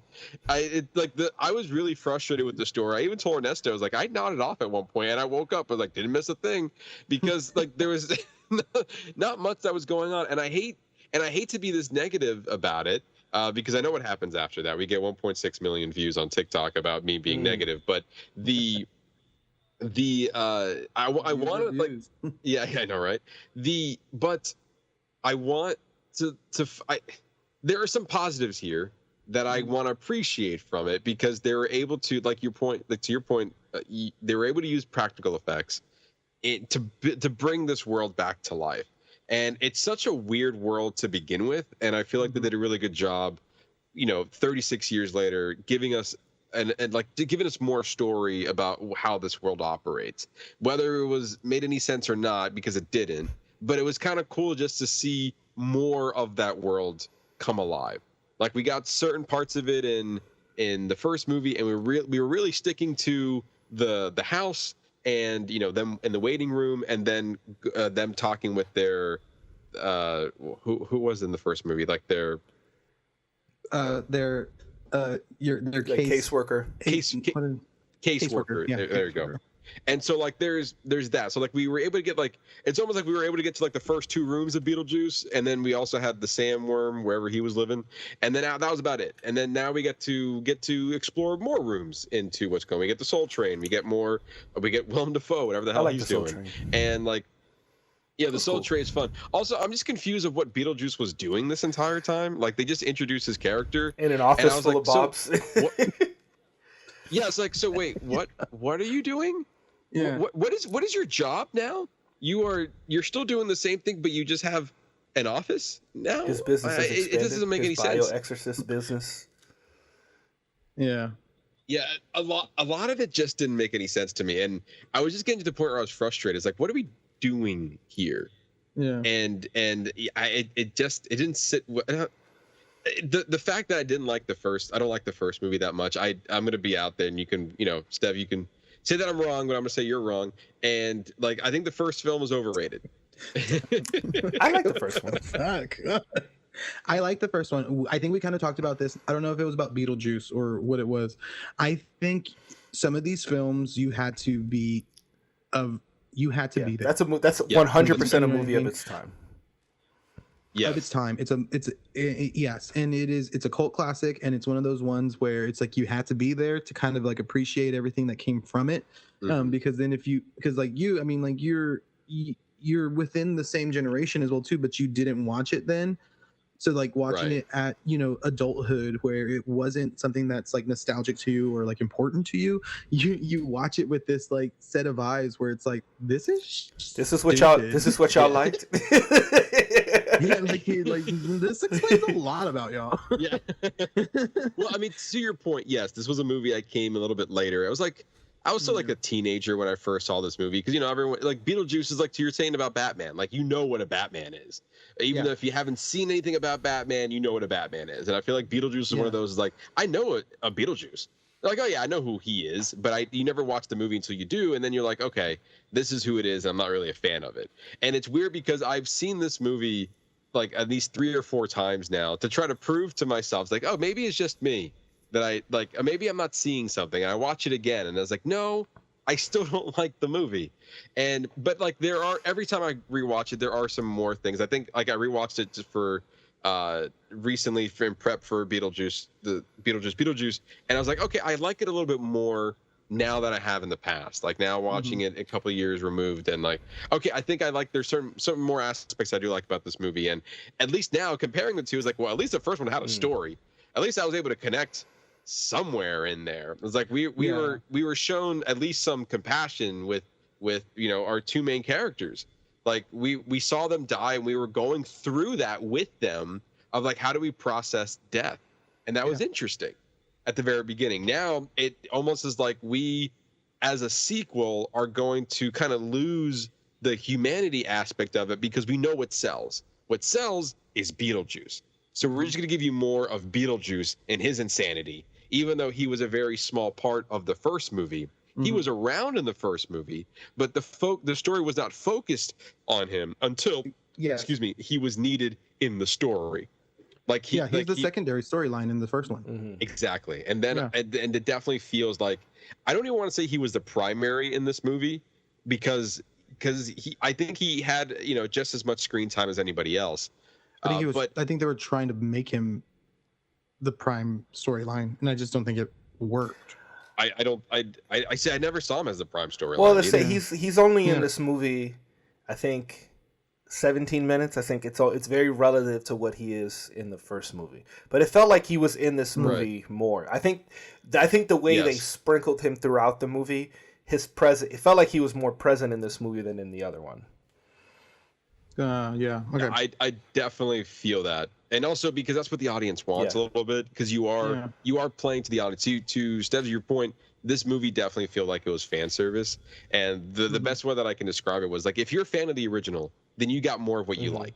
Like you like Beetlejuice, like his antics, you got more of that. You want to get more of like surrounding the house, you get more of that. You like Bob, you get more of him. Bob. Like, you know what I mean? It's like, I like Bob. Like, I didn't know how much we were all gonna love Bob until we were introduced to Bob. Yeah, exactly. Like I know you said that Michael Keaton kind of phoned it in. I liked his performance. I think he nailed it to me.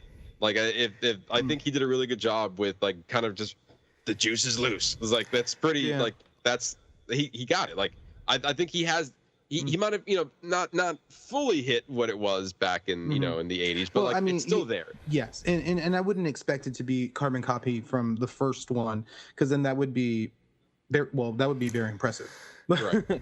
But it's been 30 plus years. But yeah, I don't know. I think it was just more along the lines of where I was expecting having. I guess from my perspective of it, it was that the first one was about this demon trickster, that tried to force me to marry him. Yeah. So are the stakes higher this time around that you like let him go? And while it was part of the idea where it was like, this is the deal. I do this for you. You got to marry me. Okay, fine.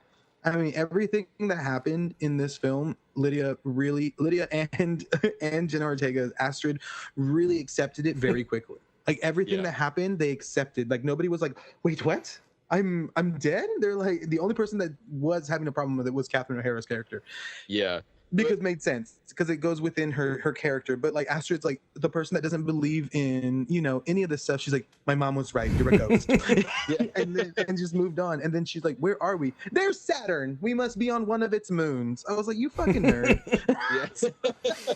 but to your point, even Astrid as a character, she was so against her mom putting the TV show and the connection she had to the supernatural first, and she was fully against it in the beginning of the movie, and then all of a sudden accepted it very quickly. Like there was no like inciting incident where it's like, oh, maybe I was wrong about this and that. It was like, oh, my boyfriend's a ghost, well, I believe everything now. So teenagers, bro, I swear. And like even her having her own TV show also didn't really, like, we never went back to that. It wasn't important.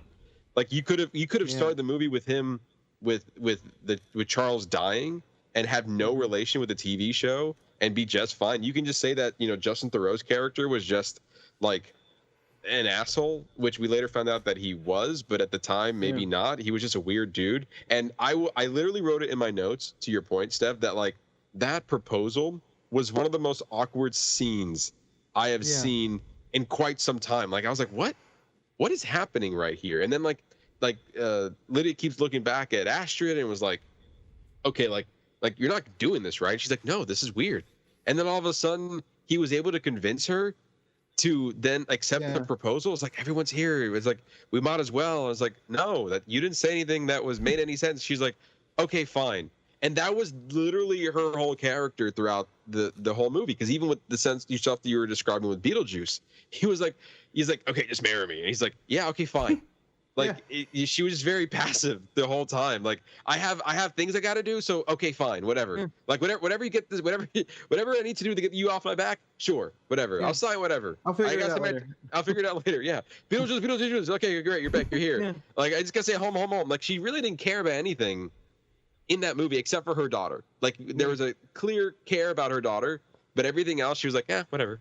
Yeah, sure. And it felt like everybody was using, because I got to rewatch the first one again just to kind of double check, but I could have sworn that even in the afterlife they weren't supposed to say his name. Yeah. And I felt like they were just throwing the name Beetlejuice around a lot during this film.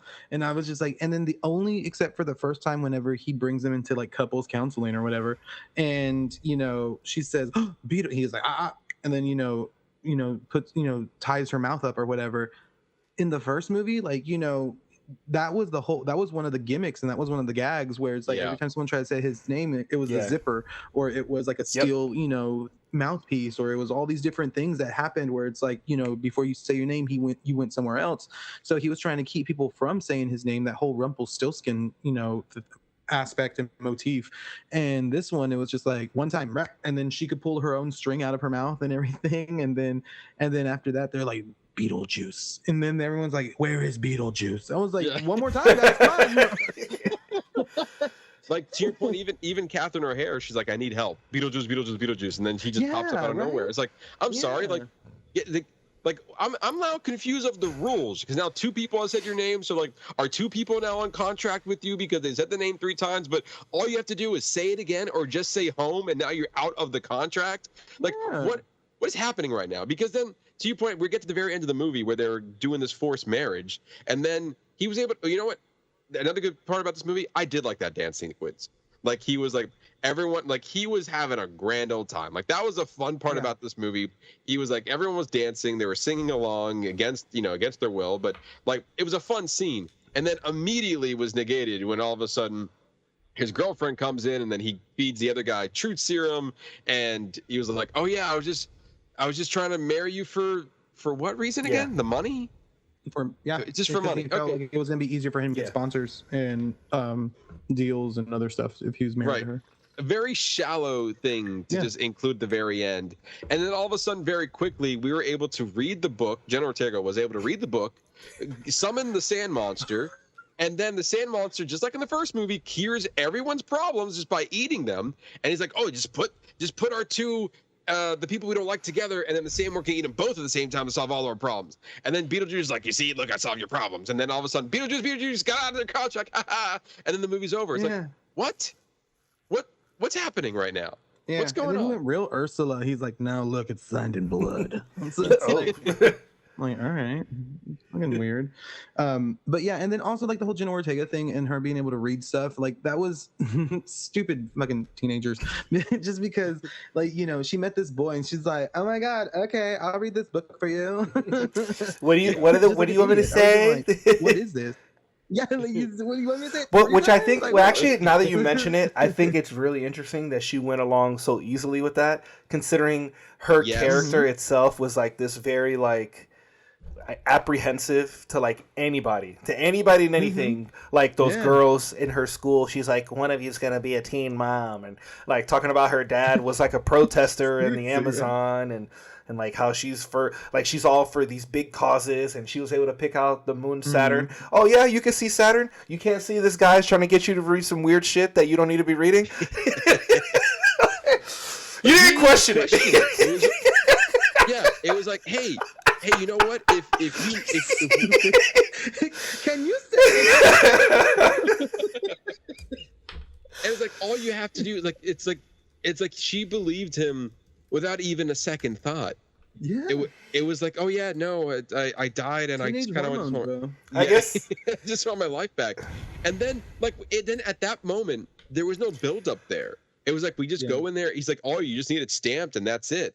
And like we just see him about to stamp it. Like we forget about him for like 20 minutes, and then we come back and he's at the front of the line now. And then Beetlejuice is a hero for like sending him to hell. And then but don't forget before that, when she was getting sent away to the Soul Train, she's like, "Dad," is like, "Oh, that's me. That's my daughter. Hey! Hello, hi." Yeah. And then Dad. He's got all the fish. It's hard to take him seriously because he's blue. He's got fucking piranhas coming off of his body. Yeah. I was like, "Oh, so you did die by the Amazon? Damn, that's." But then you know what? But then that kind of the dad thing also is a testament to show like how too many stories were in this film, because like even with the whole dad thing, she sees her, she was like, "I saw Dad," and then they didn't go find Dad, or then Dad saves them and whatnot, and then we go to something else, and then it comes back to a scene of them all in a break room. He's like. And they're all okay. Like she's clearly they had a whole conversation before, like we didn't see, because she's okay that her dad's dead. Lydia's okay to see her dead husband, and they're like, he's like, "I've missed y'all. Y'all shouldn't fight." And they're like, "Okay, we're okay now." And I was just then was like, "We have to get you back home." Right. It's almost like, "Oh yeah, now we have to get you back home, but also we have to stop the guy." It's like they're almost like, "Oh, this is nice," and you're like, "Oh my god, wait a minute, we have to go and oh, the stove's on." It's almost like, wait. You're gonna be stuck here forever. We have to go stop him. It's like, but we had time for coffee though. Yeah. Right. You know what I mean? It's like none of this made any sense at all. Was the Amazon like that? And then also with Catherine O'Hara just dying all of a sudden, I was like, I almost didn't believe it at first. Yeah. That like I was like, "Sorry, what are you doing with snakes?" It's like, "So you're gonna go visit your husband's grave?" Which. Sorry, the tombstone. Hilarious. It's a shark fin. A shark fin. A shark fin. Also, again, the funeral when all those Day we wanna go. It's like the movie's weird, but there's like a lot of these little good moments. That was a beautiful. It was. Choir. It was, dude. I love it. I was just like, oh, that's awesome. And then and it was funny because like I felt like there was like they kept like panning in on Catherine O'Hara's character. So I was just like, I was waiting for her to like jump in one, like 6 bunch, 7 bunch, yeah, and just do something along with it. But no, I thought that was a cool little. That was pretty funny. And then also I can't remember if anything happened to the other Bobs. Did they ever get them back in? Or I think they got them. I think the fake detectives got them, or the William Dafoe and the cops. Oh, okay. Ghost cops. Oh, okay. Ghost cops. But to your point, like that was really funny. Where like you have like Bob, who is like head of the tiny head crew or something. I don't know. and then like they're working for Beetlejuice somehow, and he's like just kind of reacting to things. And then he's like, "Don't let anyone go through the wall." And then Bob goes, "All right, no one. Everybody just get back to work."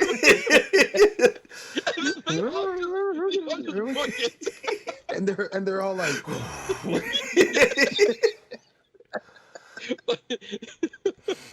oh, poor Bob. I love when he looks at it and he's like, it's like looking in the mirror, Bob. Yeah. and then unfortunately he dies at the end of it. Yeah. Like you killed him. Like that was disrespectful. His mouth opens and then his eyes rolling in the back of his head. Yeah. You should have pulled up a picture of Rest in Peace for Bob. You should dedicate this show to Bob. To Bob. All right, we will dedicate the show to Bob. Thank you for your service, Bob. And then we have, again, I just want to bring this back up. You have Monica Bellucci as Dolores, who was Beetlejuice's ex-wife, which we got a Spanish origin of. It was a retelling. Now to me, I don't know why, but it does. She did nothing. They decided to tell how they tell the story how they met in like this black and white Spanish. That was funny. Come on, that was pretty cool. Actually, I him in Spanish. That was actually really cool. I did like that. So, if anything, this movie gave us like Beetlejuice's backstory. That was the wife's. That was the ex-wife's purpose. But also to your point, aside from giving us backstory for Beetlejuice, aside from killing Danny DeVito, and I thought it was a really cool scene of her like stapling herself back together. Why include her in the movie when you're just gonna literally have her go room to room to say, "Hey, I'm looking for Beetlejuice." Not only then to find Beetlejuice to maybe be like this threat at the very end of the movie, to just very quickly kind of rope her into whatever the storyline was trying to be. And just have her not even get killed by Willem Dafoe, who was looking for her this entire time, but get killed by, or not killed is a loose term, but like gets taken away by the sandworm and then calling it a day. It just felt very unnecessary to even include that character in there, aside from to give, it didn't really give Beetlejuice anything to do. He just reacted to her being around, and that was it. It had nothing to do with the main story, and it was kind of, I don't know. It again. I just feel like a lot of this was just a waste of time in some ways. Like especially a lot of the story. The story, I should say, it's a waste of time. There were other elements in there that kind of worked on its own. Like we were just saying about the Bobs. Like that was funny. There were certain elements about this movie that was good. That was funny. But as a whole, when you really start to think about it, you're like, none of this made sense. Like we didn't need this movie at all. It almost would have been better to just get a Beetlejuice TV show, and that I would love. I think would be so much better. I mean, and they had an animated show. Yeah, it had like 4 seasons. I actually remember watching it when I was a kid. I used to like. I used to like it too. Yeah, that was cool. Yeah, me too. And I think it would work better that way too, because then you can explore. And if I remember correctly, it's been a long time since I've seen it, but it was one of those things where you got to introduce a lot of more monsters from the Beetlejuice, afterlife thing, because he kind of turned into that hero, the anti-hero thing, because Lydia would call on to him constantly to like utilize to help take care of issues, but then he would go back. So I mean it almost feels like, You know what? You're kind of right in that aspect, because if you're thinking about it and if you broke all these storylines up, you basically have 8 episodes. Yeah. For a Netflix, show or HBO Max show or something instead of like this movie. Yeah, it was almost like it almost looked like we were having a good time making it, but then when you see the final product, you're like, what is this? Like we had a lot of fun, but we don't really have a story that's worthy to tell, because there was no reason to bring back any of these characters to say anything about them. I don't know, it just felt very kind of bland to me. It was, to me, it was a very disappointing sequel, but that didn't really. I think the box office would disagree with you, sir. I hear you, but it's interesting as how well this movie is doing. What's the box office right now? 167 million. Excuse me, 167 billion. 131 million domestically, 36 million internationally, over 167 worldwide. I mean, damn.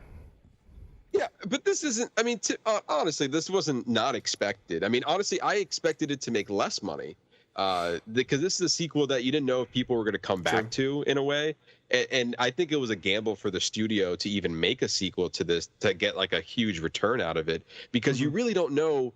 And we were just talking about the original Beetlejuice. It was a movie of its time, and it's kind of a cult classic. But will people come back again to see it, or are they just nostalgic about the first movie? And clearly, they did want to see it. But now, will they come back again for a third? And exactly. I don't think. I agree. Yeah, the movie opened to $111 million. So, like, what a strong opening on a $100 million budget. And then Ernesto just said, 167 worldwide.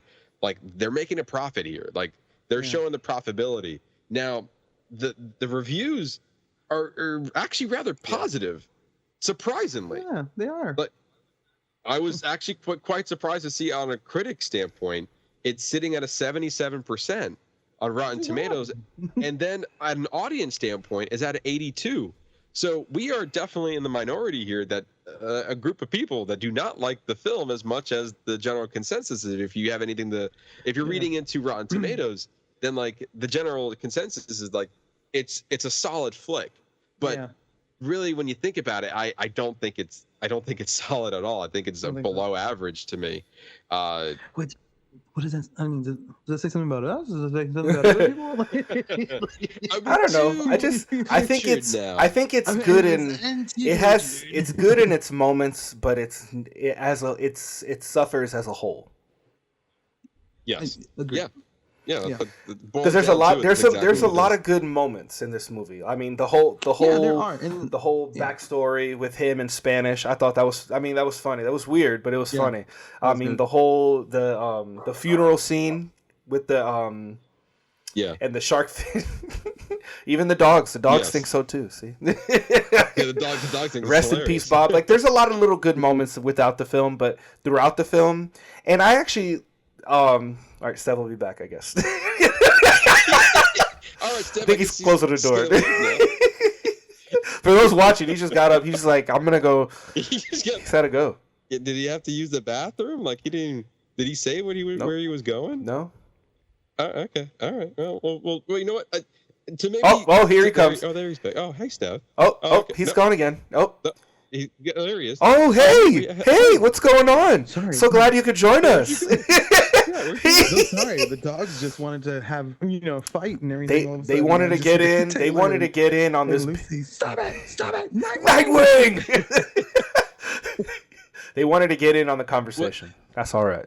I guess so. So what's interesting about everything that we're saying,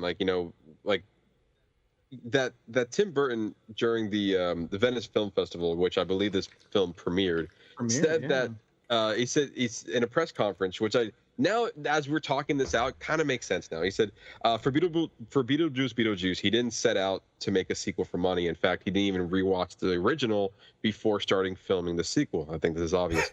Speaking on a second installment 35 years after the 88 cult original, Burton revealed that he didn't even watch it before I did it. I wasn't out to do a sequel for money or anything like that. I wanted to make this for a very personal reasons. Burton continued, like I said, I didn't watch the first movie to prepare for this. I remembered the spirit of it and remembered everybody here. He continued to say, as you grow older, sometimes your life takes you in a bit of a turn, and sort of lost myself a bit. So for me, this movie was a regenerizing, a kind of getting back to things that I love doing, the way I love doing it with the people I love doing it with. And I think on that sentiment, this makes sense. It's fun. With that, like the vibe is there. The energy of this movie is there. The antics, the gags that Beetlejuice was able to do is there. But a story is not.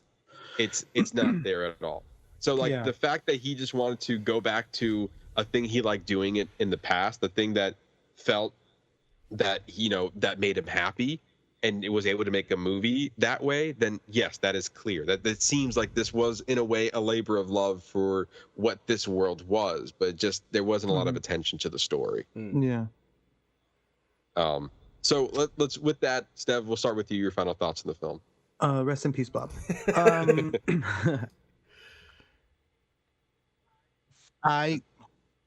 Was that it? That's your final thought? Rest in peace, Bob.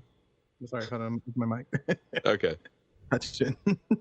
I mean, I'm giving it. I'm being generous with it, and I'm gonna give it like a 5.5. You're giving it a 5 out of 5, or are you giving it? Remember, out of 5 stars. Oh, out of 5. Oh, I'm sorry. Then I'm giving it a 2. Okay, I was like, damn. I was like, whoa. 2.5. Whoa, where were you earlier? Did your twin switch places when you got up? Last minute when he left, then the twin came back. He's like, no, this movie was great. He's a liar. It was amazing. I don't know what y'all were talking about. It was just so good. All right, so 2.5 out of you. So for me, I think it was, kind of everything I've been mentioned. It's weird, funny. The movie's better in moments that it is as a whole. I rewatched the original. I think the original is good for what it is. It's definitely a movie of its time, but I would still go back and rewatch it. Still an enjoyable movie. I don't know if I would go back and rewatch this one. I think that the original one is better. I'm gonna agree with Steph. Also, I think, and then the tie between the first and the second one with the wife is when Beetlejuice goes to marry Lydia. He pulls a finger out of his pocket, and it's the finger that she stapled, the ring finger she staples back on later on. I don't know how it transferred from his pocket to her body parts being chopped up in that room, but I guess that's for another movie. I'm gonna agree with you, Steph. I'm gonna go 2.5 because there are a lot of there are things that I enjoyed about it, and there are times I was laughing throughout the movie. There are a lot of things that I laughed at that I thought were good. Yeah, I'm kind of in the same boat. This, like, to kind of set exactly what you guys were saying. This movie is better in its moments than it is as a whole.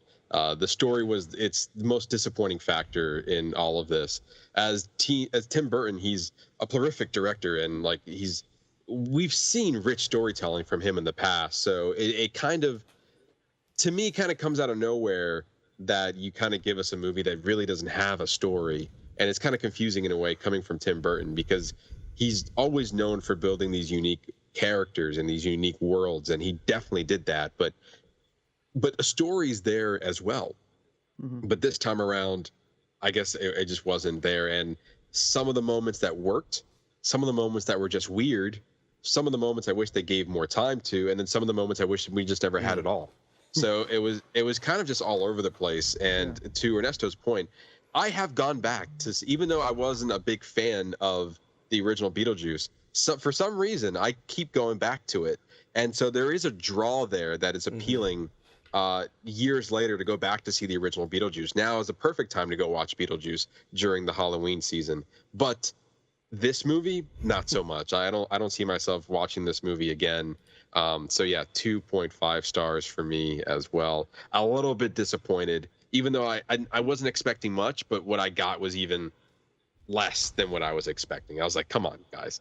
Especially that we focus more on story more than anything. I feel like if you get the story down, you can forgive a lot of stuff. But when you don't have the story down, then what are we watching this? What are we doing here? And so, what are we doing here? What are we doing here? But there you go. That's our spoiler review on Beetlejuice. Stev, thank you for coming on the show yet again. Always.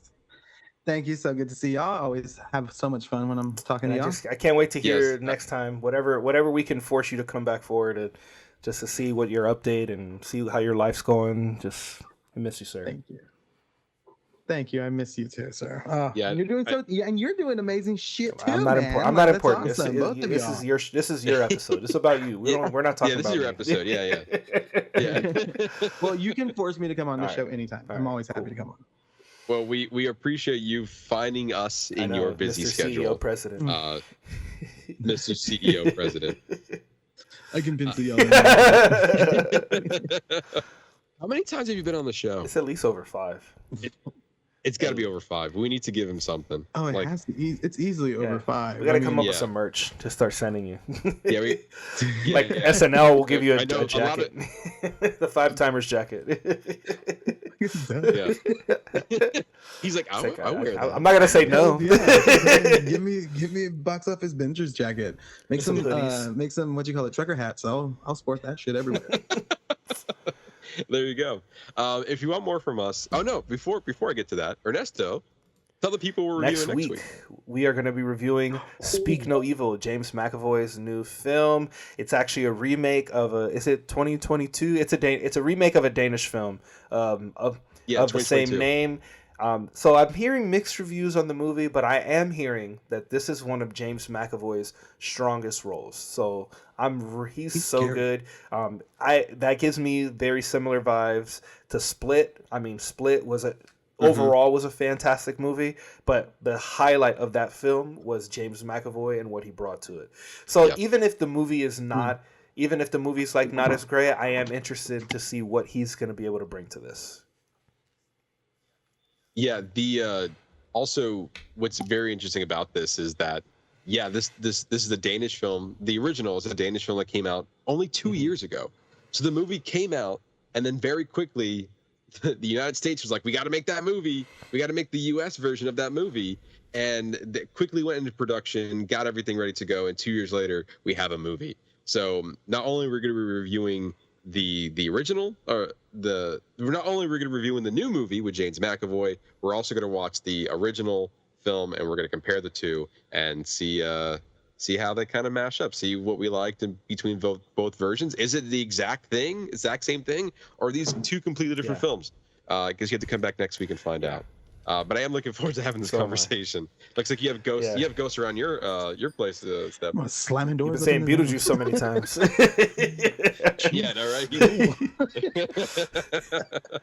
But I was about to say, if you want more from us, you can always follow us on our social media channels on Facebook, YouTube, and TikTok at Box Office Bingers, our X and Letterboxd page at Box Office Binger, and our Threads and Instagram page at Box Office_Bingers. The fun doesn't stop here. Just go over to any of our social media channels. You can even ask Steph. He participates all the time on our social media channel. All the time. Sure do. The fun continues over there. So really appreciate you giving us a follow on any one of those social media platforms. I'd like to thank each and every one of you for listening to us to talk about movies. Really do appreciate it. Come back next week for more movie fun. You're not going to regret it for that. I've been your host, Matt Diaz. Ernesto Santos. See ya.